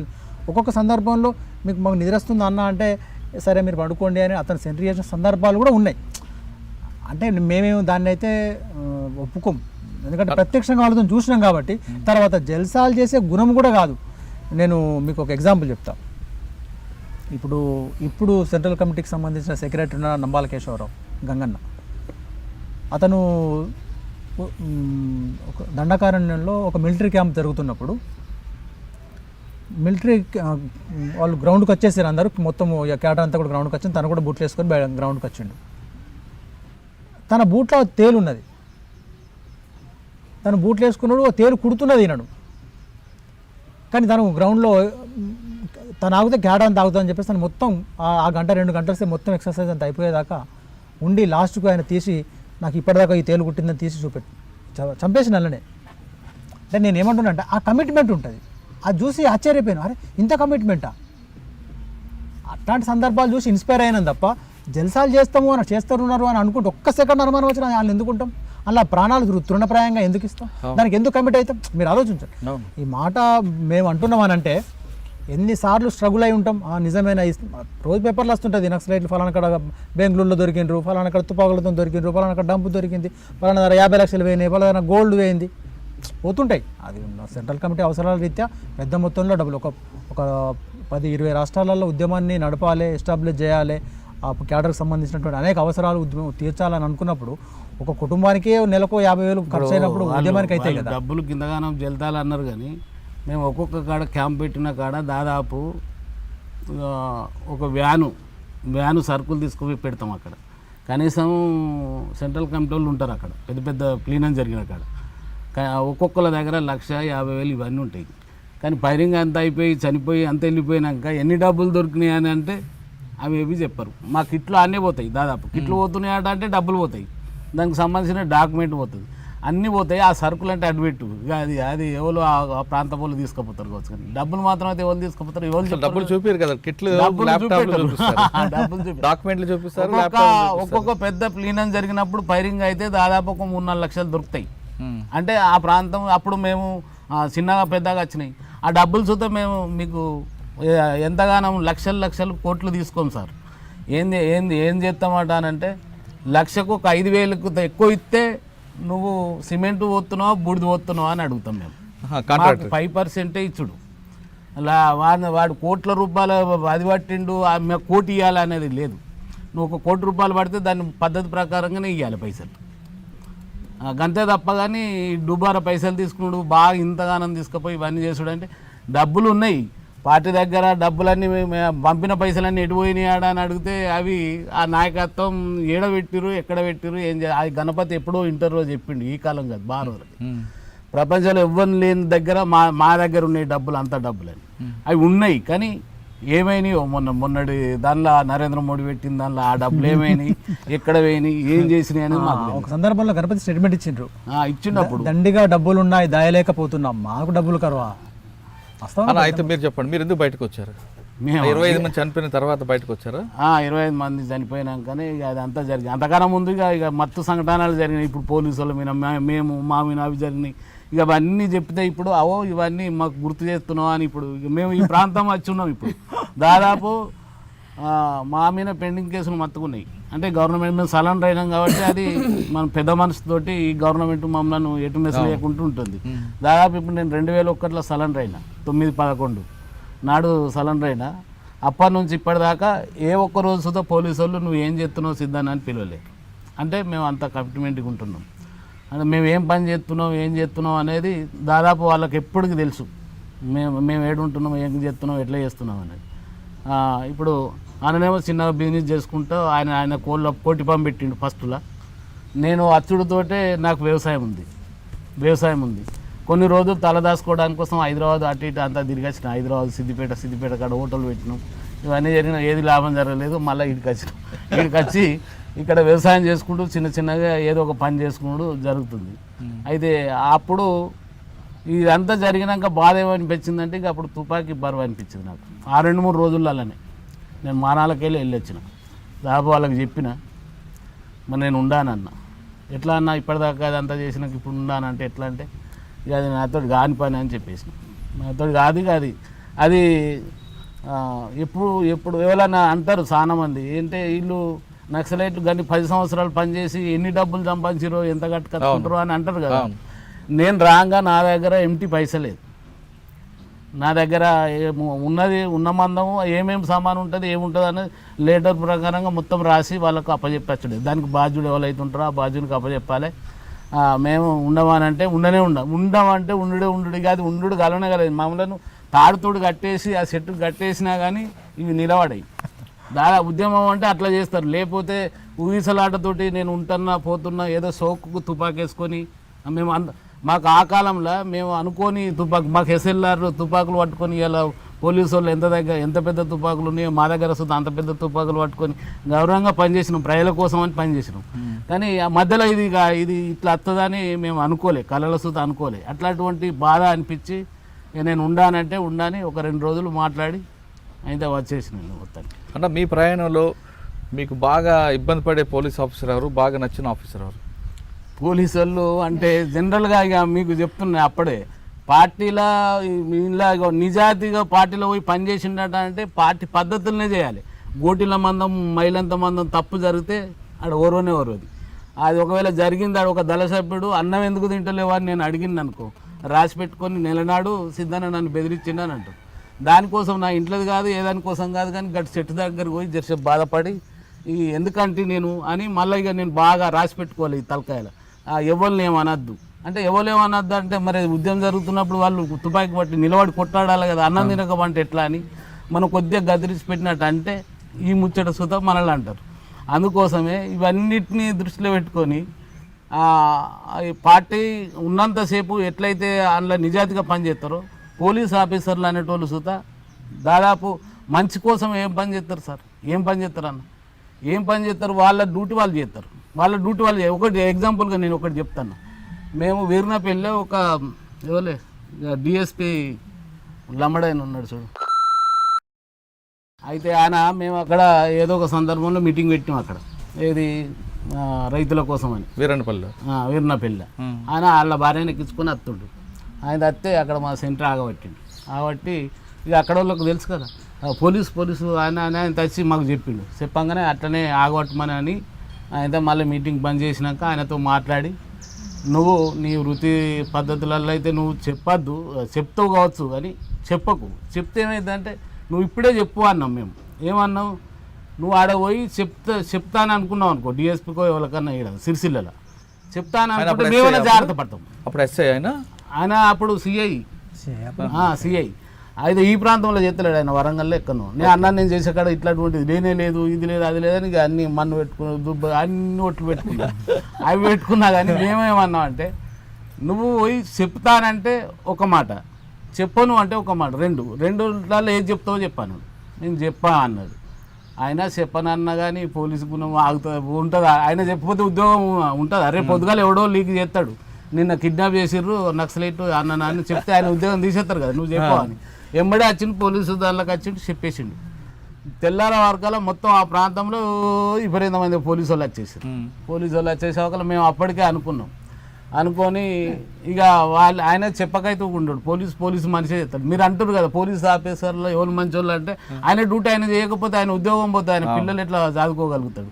ఆయన చెప్పిండు, ఆయన పద్ధతులు ఆయన చెప్పిండు కాబట్టి మేము చాలా దూరం వెళ్ళిపోయినాం. ఇక మేము ఎక్కడ 7 గంట ఉండే సోమార్పేట దిక్కు వెళ్ళిపోయినాం. వెళ్ళిపోయినాక ఇక్కడ ఉండే వాళ్ళు చెప్పారు, వచ్చిన వాళ్ళు అంతా ఆ ప్రాంతంలో మొత్తం వీర్నపల్లి, మధ్యమల్లాగా, రంగంపేట, గర్జనపల్లి అంతా మొత్తం పోలీసు వాళ్ళే అన్నాను. మన పని చేసిండా అని అనుకున్నాను. ఇక అప్పటి నుంచి ఆయన రాలే, ఏటికి గర్జనపల్లికి వచ్చడానికి బాగా ఇబ్బంది పడ్డాడు. ఎందుకంటే ఇక అది లీక్ అయింది కాబట్టి నా మీద టార్గెట్ చేస్తారని రాలేదు. ఆయననే ఎక్కువ మేము చూడలేదు, ఇక మా అవసరతనం మేము అయినాం. ఓకే, అట్లా నేను అనేది ఆఫీసర్లు అనేటోళ్ళు. అదే విధంగా ఈ ఆఫీసర్ మనకి ఎప్పటికైనా ఇబ్బందిరా అన్న ఆఫీసర్లు ఎవరు ఉన్నారా? ఆఫీసర్ ఇబ్బంది పెడుతుండే అంటే మేము వచ్చినాకనా పార్టీలు ఉన్నప్పుడు దాదాపు ఎస్పీ అనేటోళ్ళు మనకేం తెలిసి ఉంటుంది, దాదాపు ఇక్కడ హెడ్ కానిస్టేబుల్ వాళ్ళు ఉంటారు. వాళ్ళు ప్రమోషన్ కోసం గ్రామీణ ప్రాంతాలకు వచ్చి బాగా టార్చర్ చేసి వాళ్ళని కొట్టుడు, రోగ బండలు. కానీ ఈ ఆఫీసర్ పేర్లు వస్తుంటాయి కదా, పలానా ఆఫీసర్ వస్తాయి. ఎప్పుడు సిఐ ఇక ఆయన ఇప్పుడు మంచిగున్నాడా ఎట్టున్నాడో తెలియదు, కానీ ప్రతి ఒక్కరికి తెలుసు. ఇప్పటికి ముసలోళ్ళకి తెలుసు, మామూలుగా ఉండే తోళ్ళకు సుధా. ఎస్పీ లెవెల్లో ఎస్పీ అప్పుడు ఉన్నప్పుడే ఏది మధ్యమల్లి ఎన్కౌంటర్ జరిగింది, ఆయన ఉన్నప్పుడు వన్పల్లి మధ్యమల్లి సుధా. అదే ఇక వాళ్ళు ఆఫీసర్లు అనేటోళ్ళు వాళ్ళు ఇక దాదాపు ఆఫీసర్లు చెప్పకుండా అయితే వీళ్ళు రారు. మాకు రోజు ఒక 15 రోజులకు ఒక బ్యాచ్ కనబడుతుంది పోలీసులు. మేము ఈ ప్రాంతం నుంచి పోతా ఉంటే వాళ్ళు ఆ ప్రాంతం నుంచి వస్తూనే ఉంటారు. కొడితే ఫైరింగ్, ఏం కొట్టుడు ఎందుకు అనేది. మేము జనరల్గా మేము చూసిన కాడ ఒక 4-5 దగ్గర చూసి కొట్టలేకపోయినాం. ఎందుకు కొట్టలేదంటే ఇప్పుడు కొడితే వాళ్ళు ఒక 2-3 చచ్చిపోతారు, కానీ మనం అనుకున్న పని లక్ష్యం నెరవేరదు కాబట్టి వాళ్ళని కొట్టుడద్దు, సపరేట్గా మనం వెళ్ళిపోవాలి. వాళ్ళు జర్సే పైనాక వచ్చి ఇక్కడ టిఫిన్ చేసిర్రు, అన్నం తిన్నారు, ఇవన్నీ చేసిర్రు అని చూస్తారు, అంతేగాని మనల్ని అనేది ఏం లేదు కదా. మంట తిరుగుతారు అంతే. కొడితే నష్టం అనేది అట్లా బాగా సార్లు మేము మందుపాత్ర మా లచ్చపేటకు వచ్చే టైంకి అయితే వాగు కిలోమీటర్ దూరం పెట్టినాం. మేము పెట్టి మళ్ళీ సంత వచ్చినాక తీసేసినవి ఉన్నాయి. మేము ఎందుకు, ఎవరి కోసం పెట్టారు? అది పోలీసు వాళ్ళ కోసం. ఊరు మీద వాడి విపరీతమైన కొట్టుడు అంటే నా కోసము. మా ఊర్లో దెబ్బ వాడనోడు దాదాపుగా లేడు. ఇప్పుడు ఆ కాలంలో నాకన్నా పెద్దోళ్ళు ఎవరన్నా ఉంటే చెప్పలేం, కానీ మిగతా వాళ్ళు అందరు దెబ్బలు వాడు. అట్లాంటి పరిస్థితుల్లో అంటే మానవత్వం అనేది మేము గుర్తించినాం ఒక్కోసారి కొంతసార్లు. ఏంటంటే అది పేల్చినాం అనుకో, ఒకవేళ పేలితే అది ఈ మైదాన ప్రాంతం దాదాపు మా ఊర్లోనే అందరినీ చంపేస్తారు. ఎందుకు వచ్చింది ఏముంది, ఇక మనమే తప్పించుకుంటూ తిరిగితే అయిపోతుంది కదా, ఊరికే పోలీసు వాళ్ళని కొట్టేది. అట్లాంటి టార్గెట్లు ఒక 2-3 గల తప్పించినాం. ఇక మా వాళ్ళను అంటే ఈ ప్రాంత పొల్లో అయితే దాదాపు మిలిటెంట్లు ఎంతమంది జనరల్గా మా సిరిసిల్ల ప్రాంతంలో ఎక్కువ చనిపోయింది మిలిటెంట్లు. ఇక్కడనే ఒక 400-500 మంది అవుతారు కావచ్చు. 400-500 మంది ఇది దుమాల అనే గ్రామంలో ఒకటే ఊర్లో 25 మంది చనిపోయారు పోలీసు వాళ్ళు చంపుతుందా. మేము అన్న బయటకు వచ్చిన తర్వాత నేను ఒక లిస్ట్ రాసిన, నాతోని పనిచేసి చనిపోయిన వాళ్ళ లిస్ట్ రాసుకుంటే 200 మంది వెళ్ళింది.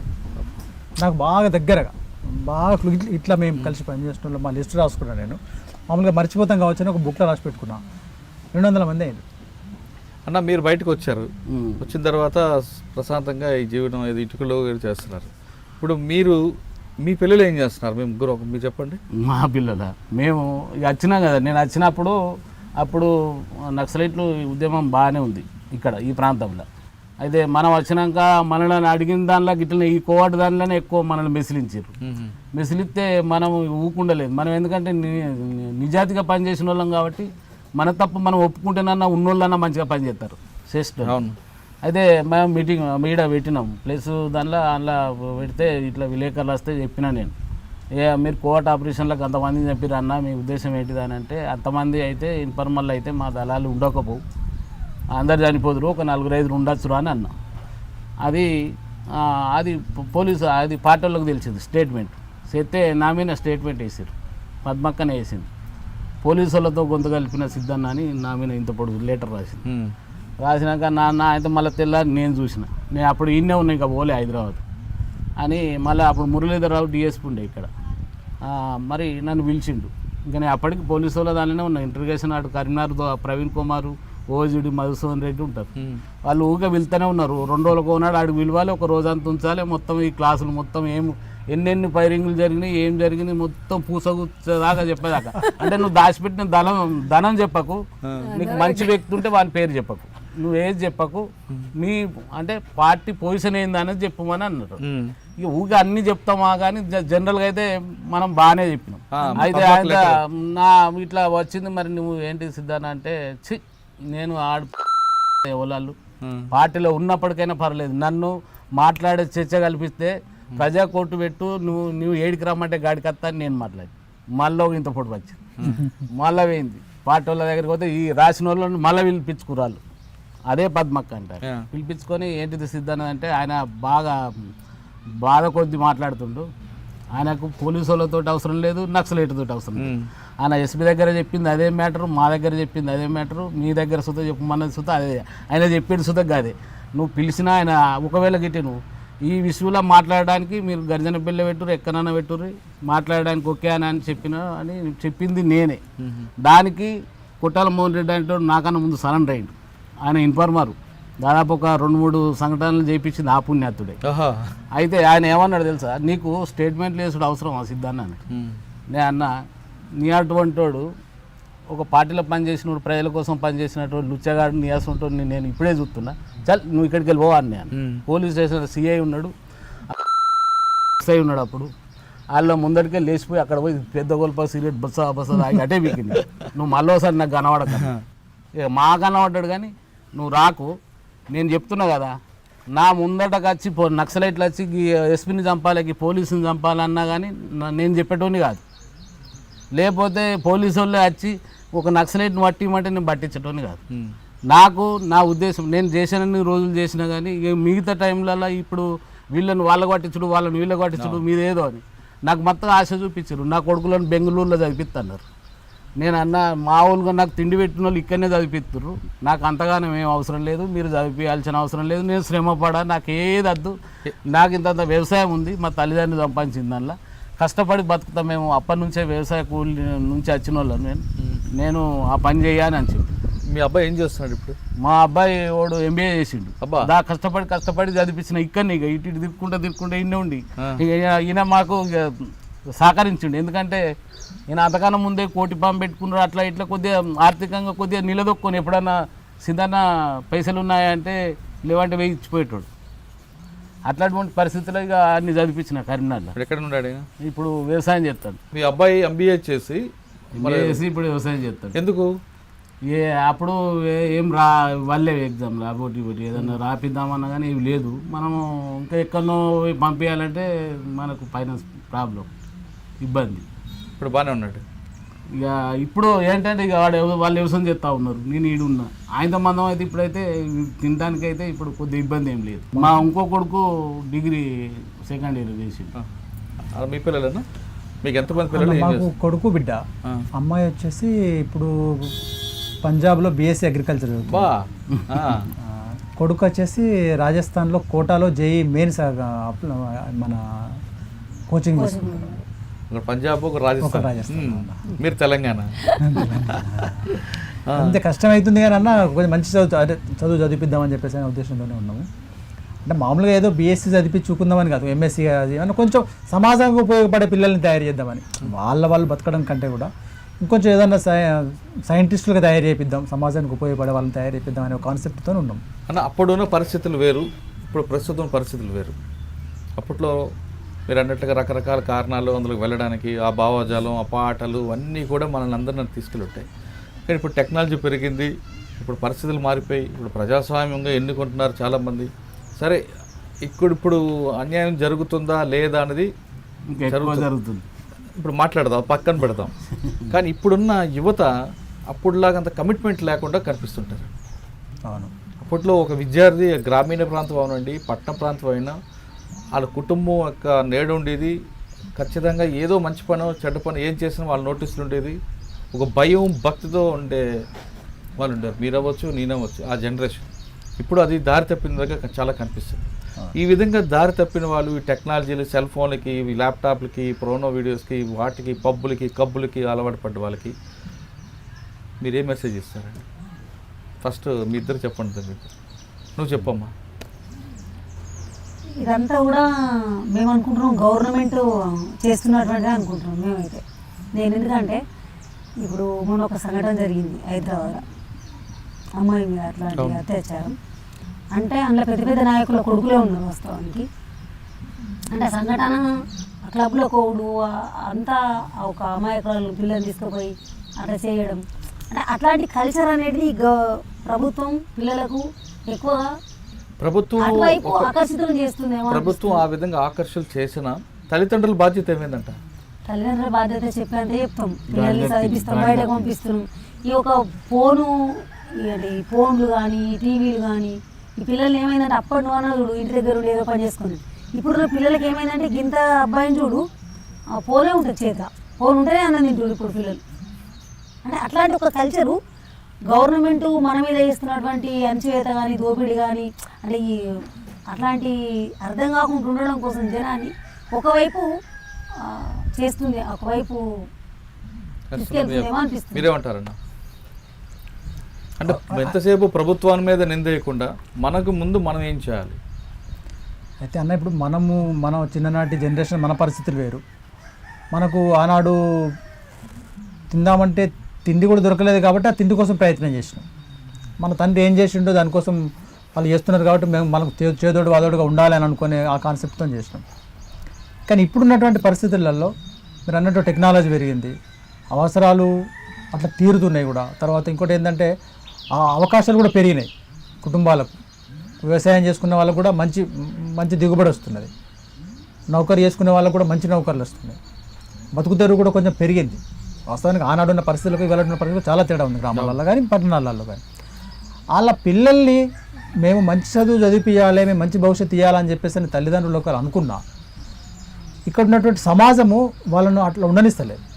ఇప్పుడు అన్న నేను మీకు చెప్తున్నా, నా అమ్మాయిని నేను పంజాబ్లో చదివిస్తున్నా, మంచి ఉద్దేశంతో చదివిస్తున్నా.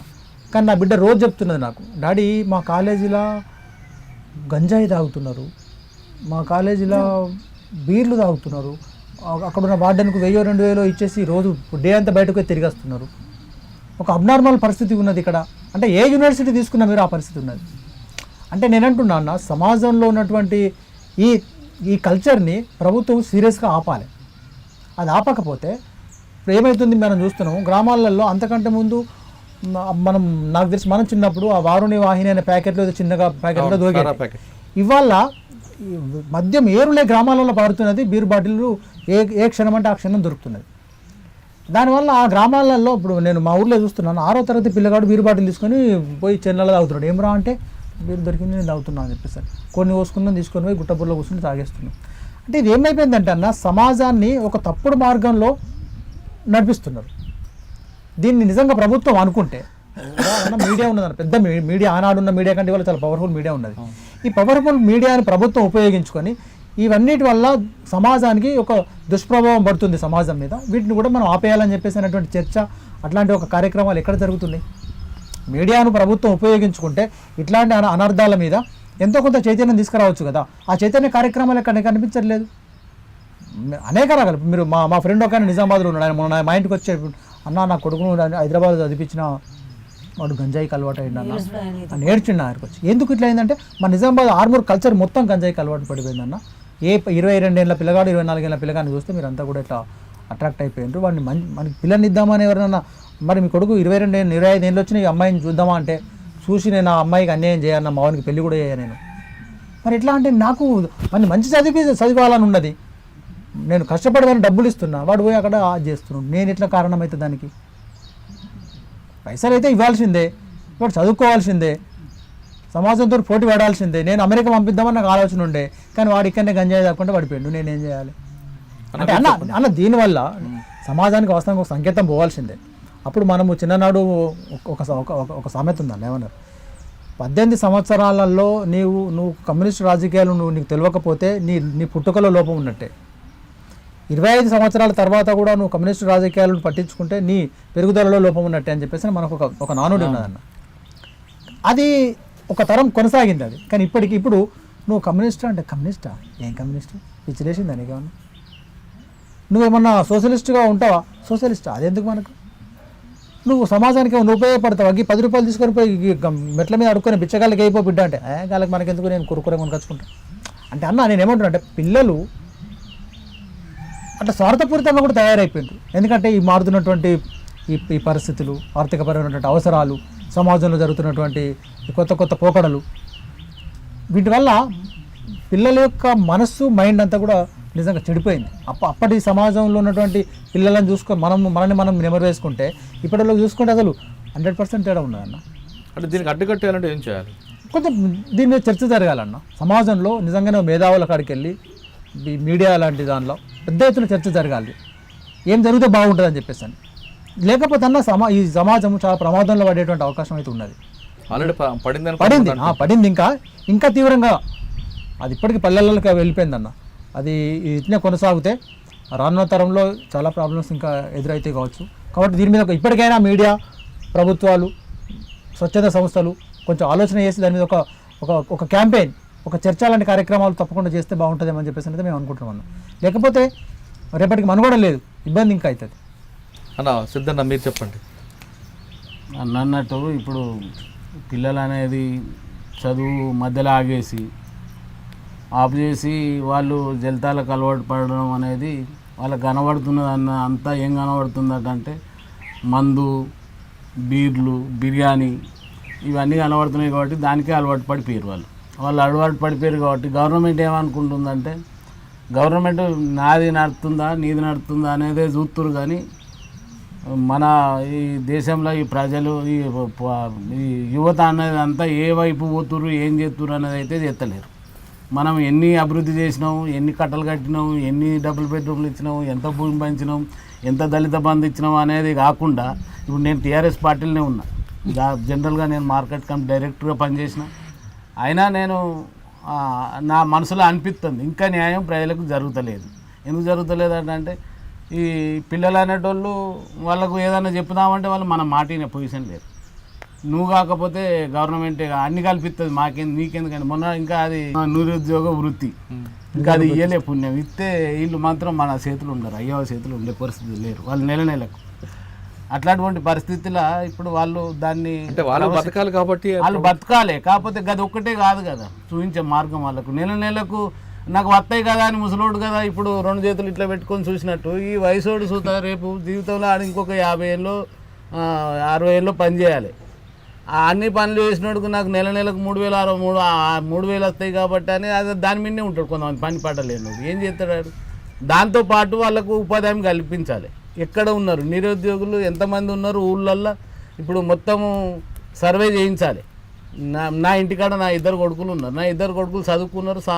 మామూలుగా ఏమైంది నేను అనుకున్నది ఏంటంటే నేను ఆర్థికంగా బలపరిచి అట్లా లేకపోవడం మూలంగా ఏమైంది మా పిల్లలు చెడు మార్గం పోవద్దని నేను 22-23 మధ్యలోనే పెళ్లి చేసిన. ఓనికి బిడ్డ కొడుకు, వాళ్ళిద్దరూ దాదాపుగా ఇంకో తప్పు మార్గం చెయ్యరు అనే అట్లనే ఉండాలి మా పిల్లలు అనేది. ఇంకొక చెడు అటు ఆలోచన చేయకుండా ఉండాలని నేను నా మందం నేను నిలదొక్కుంటాని కోసం మా వాళ్ళకి చేసిన. మిగతా వాళ్ళు ఇప్పుడు 30 ఏళ్ళు 35 ఏళ్ళ దాకా పెళ్ళిళ్ళు చేయకపోయి వాళ్ళు ఏదో ఒక పని మీద ఉండేటోళ్ళు లేరు. దాదాపు కొంతమంది మధ్యతరగతి కుటుంబాలల్లో బాగా ఇబ్బంది ఉన్నది. వాళ్ళు అటు ముందుకు పోలేక వెనుకకు రాలేక ఇవన్నీ ఇట్లున్నది. కాబట్టి గవర్నమెంట్ అనేది నిరుద్యోగ వృత్తి ఇచ్చుకుంటూ ఏం పని చేస్తుండు ఏం పని చేస్తలేదు అన్నది కంటిన్యూగా ఉంటే గవర్నమెంట్ అత్తైపోతాయి. అది వేరు, అది వాళ్ళ స్వార్థం కోసం ఏదైనా చేస్తారు. ఇప్పుడు నేను ఎలక్షన్లో పోటీ చేస్తే నేను గెలవాలని కోరుకుంటా, కానీ ఊరంతా ఎడిపోతే నాకేం అవసరం. నేను ఎవరికి ఎంతమంది దాగిపిస్తున్నా ఏం చేస్తున్నా అనేది నేను మొట్టమొదటిగా ఎంపీటీసీగా పోటీ చేసి ఒక 3 లక్షలు ఖర్చు పెట్టిన. నేను ఈయన అట్లా పోలేక ఈయన బయటపడ్డాడు, నేను ఆ రూపులో పోయి దివాళీ అయిపోయాను ఈరోజు. అంటే ప్రజల నాడేమో తెలిసిపోయింది. నాకేమైందంటే అంటే ప్రజలకు కావాల్సింది మంచోడు వస్తే మంచి డెవలప్ చేస్తాడు అనేది కాదు, కాకపోతే ఏం పెడతాడు అనేది ధోరణి నచ్చింది. కాబట్టి నాకు సుత ఏమనిపించింది, ఆ ప్రజల ద్వారా మళ్ళీ ఇటు బయటకు వచ్చినాక నేను ఇప్పుడు ఓన్ వాళ్ళు దిద్దుకున్నట్టు అయిపోయింది. పరిస్థితి ఏంటిదంటే మామూలుగా ప్రజలల్లో డబ్బు అయితేనే మనం రాజకీయాలకు రాగలుగుతాం, లేకపోతే రాలేము అనేది అయితే నాకు అర్థమయ్యి. కాబట్టి ఇప్పుడు నా పని నేను ఏం పని చేయాలి ఏందనేది నేను వెతుక్కుంటా ఉన్నా. ఇప్పుడు అట్లాంటి పరిస్థితులలో పిల్లలకు అనేది గవర్నమెంట్ అనేది చూడాలి. ఎందుకంటే వాళ్ళు చెడిపోవడానికి కారణం ఏందట అని అంటే గవర్నమెంటే పక్కా. అయ్యవ అనేటోళ్ళు ఒకరిద్దరు ఉంటారు జల్తలు, వాళ్ళకి బాగా సంపాదన ఉన్నది కాబట్టి ఇష్టం ఉన్నట్టు క్లబ్లలో పోయి వీళ్ళని ఇట్ట చేసిపో అట్ట చేయిపో అని చెప్తారు కావచ్చు, కానీ అందరూ చేయలేరు కదా. అందరూ మామూలుగా ఉన్నోళ్ళే కాబట్టి వాళ్ళకు ఇవన్నీ చూసి వారిని చూసి వీళ్ళు చూసి వాళ్ళు ఇదంతా తాగుడుకు బానిసలై ఆ లోపల వీళ్ళకి అన్ని ఆలోచనలు వచ్చి ఆ చెడు మార్గంలో పోయి ఎక్కడెక్కడనో ఏమో జరుగుతూ ఉన్నాయి. అదొకటి. అట్లయితే ఇప్పుడు కొంతమందికి దాదాపు ఇప్పుడు ఏమవుతుందంటే అన్నలు అవసరం లేదు, ఎవ్వరు అవసరం లేదు. ఇప్పుడు అనుకుందాం సరే, ఆనాడు ఉన్న భూస్వామ్య విధానం లేదు, ఏం లేదు, దోపిడీ లేదు, ఏం లేదు. ఇప్పుడు ఏది లేదు ఏది అద్దు అట అనుకుంటే మరి ఇప్పుడు సామాన్యుడికి న్యాయం జరుగుతలేదు. సామాన్యుడు అనేటోడు అదే బాధపడతా. అప్పుడు భూస్వామ్య వ్యవస్థ, ఇప్పుడు అర్ధ భూస్వామ్య వ్యవస్థ వచ్చింది, అర్ధ భూస్వామ్య వ్యవస్థ వచ్చింది. అంటే ఇప్పుడు ఆయనకి న్యాయం జరుగుతలేదు. పోలీస్ స్టేషన్కి పోతే నేను ఏం చేయాలి, నా బాధ ఏంది అని అంటే ఆయనకి న్యాయం జరగదు. ఆడు ఆ పక్క పొన్నోడు. ఇప్పుడంతా దాదాపు ఈ భూముల రేట్లు పెరిగి విపరీతమైన లొల్లులు వచ్చినాయి, బాగా ఇబ్బందికరంగా ఉన్నారు ప్రజలు అనేది. దానికి ఎక్కడికక్కడ నాయకత్వం అంటే గవర్నమెంట్ అనేది కలెక్టరా లేకపోతే ఇక్కడ ఉన్న స్థానిక ఎమ్మెల్యేనా మంత్రులా ఎవరైనా కానీ ఈ ప్రజల సమస్యల మీద బాగా స్టడీ చేసి వాళ్ళకుండే సమస్యలు పరిష్కరించడం అనేది ఒకటైతే, విద్యార్థులు అనేటోళ్ళు చదువు బంద్ చేసి బందుకున్నారు కాబట్టి ఇది ఈ కంపులు లేసి రేపుగా నువ్వు నక్సలైట్ ఆడ ఎక్కడనొత్తు పోయి పట్టుకుంటే గిట్ట గోలు కొడితే 40 మంది వేరు కాదు. ఇప్పుడు మళ్ళీ అచ్చపెట్టలో లొల్లి జరిగితే మొన్న పండుగ అయింది, ఒకనాడు పండుగ అయితే ఒక పక్క 20 మంది ఇంకొక పక్క 20 మంది మొత్తం దాడులు చేసుకున్నారు ఎక్కడ పడితే అక్కడనే. వాళ్ళంతా దాడులు అంతా జరిగిపోయినాక పోలీసు వాళ్ళు వచ్చారు. ఏం చేస్తావు చెప్పి. ఇప్పుడు వాళ్ళు గట్ట తయారు చేసినాక రేపు సమాజం ఒకటే గ్రామంలో గట్ల జరుగుతూ ఉంటే టోటల్గా మొత్తం ఇదంతా పరిస్థితి ఇట్లా అయితే గవర్నమెంట్ ఏం ఆపగలుగుతుంది, రేపు ఏం చేయగలుగుతుంది పరిస్థితి కాదు. ఇప్పుడు మేము ఏమనుకుంటే ఏమవుతుంది, మాకు ఏమనుకున్నా ఇప్పుడు మేము ఏం చేయలేము. అన్న మీరు ఏం చేయలేరు అన్నారు. కానీ నేను ఎగ్జాంపుల్గా చెప్తున్నా, ఆ రోజు ఏం తమాషాలు చేస్తున్నట్ట మీ ఊరోళ్ళు అని అంటే మొత్తం సర్దుమని గడిది మొత్తానికి చల్లగా అయ్యి సపరేట్ ఉండి ఎవరిని ఇంటికాడ వాళ్ళు అన్నం తిని మంచిగా ఉండేటోళ్ళు. కానీ ఇప్పుడు ఇవాళ ఆ పరిస్థితి లేదు. పోలీసు వాళ్ళు బెదిరిద్దామంటే పెండి పోలీసు వాళ్ళు అయ్యి వీళ్ళు ఏమనరు. అదే ఏమైందన్న అన్యాయం జరిగిందని నేను ఇప్పుడు అటు ఇటు తిరిగి వచ్చినాను కాబట్టి నేను అడుగుతా, వేరే వాళ్ళు అడగరు.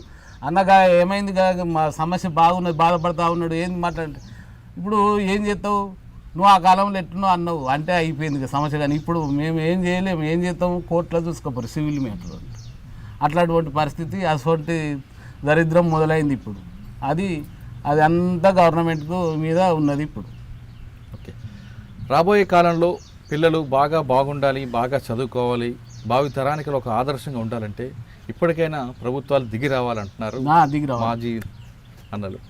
వీళ్ళు చెప్పేది మీ పిల్లలు మంచిగా బతకాలి, మా పిల్లల్లాగా చదువుకోవాలి, వ్యవసాయం చేయాలని కాకుండా వాళ్ళకి నచ్చిన దాంట్లో పంపండి, వారు క్రిమినల్స్గా కానీ మారకుండా ఉండాలంటే తల్లిదండ్రుల బాధ్యత కాదు, ప్రభుత్వం కూడా ఖచ్చితంగా కట్టడి చేయాలనేది వాళ్ళ అదొక సూచన.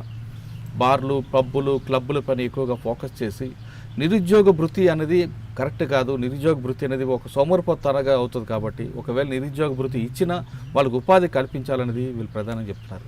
ఖచ్చితంగా ఇప్పటికైనా రాబోయే కాలంలో సమాజం కరెక్ట్గా వెళ్ళాలంటే ప్రభుత్వాలు కొన్ని విషయాల్లో కట్టడిగా స్ట్రిక్ట్గా ముందుకుంటే ఖచ్చితంగా మన సమాజం ముందుకెళ్తుంది. లేదా వాళ్ళు చెప్తున్నట్లుగా ప్రమాదాలు పడిపోవడం ఖాయం. ఇది వారం మాజీ అన్నలతో ఎక్స్క్లూజివ్ ఇంటర్వ్యూ. వచ్చే వారం మరో గెస్టులతో మళ్ళీ కలుద్దాం. అంతవరకు నమస్కారం. థ్యాంక్స్ అన్న. ఓకే.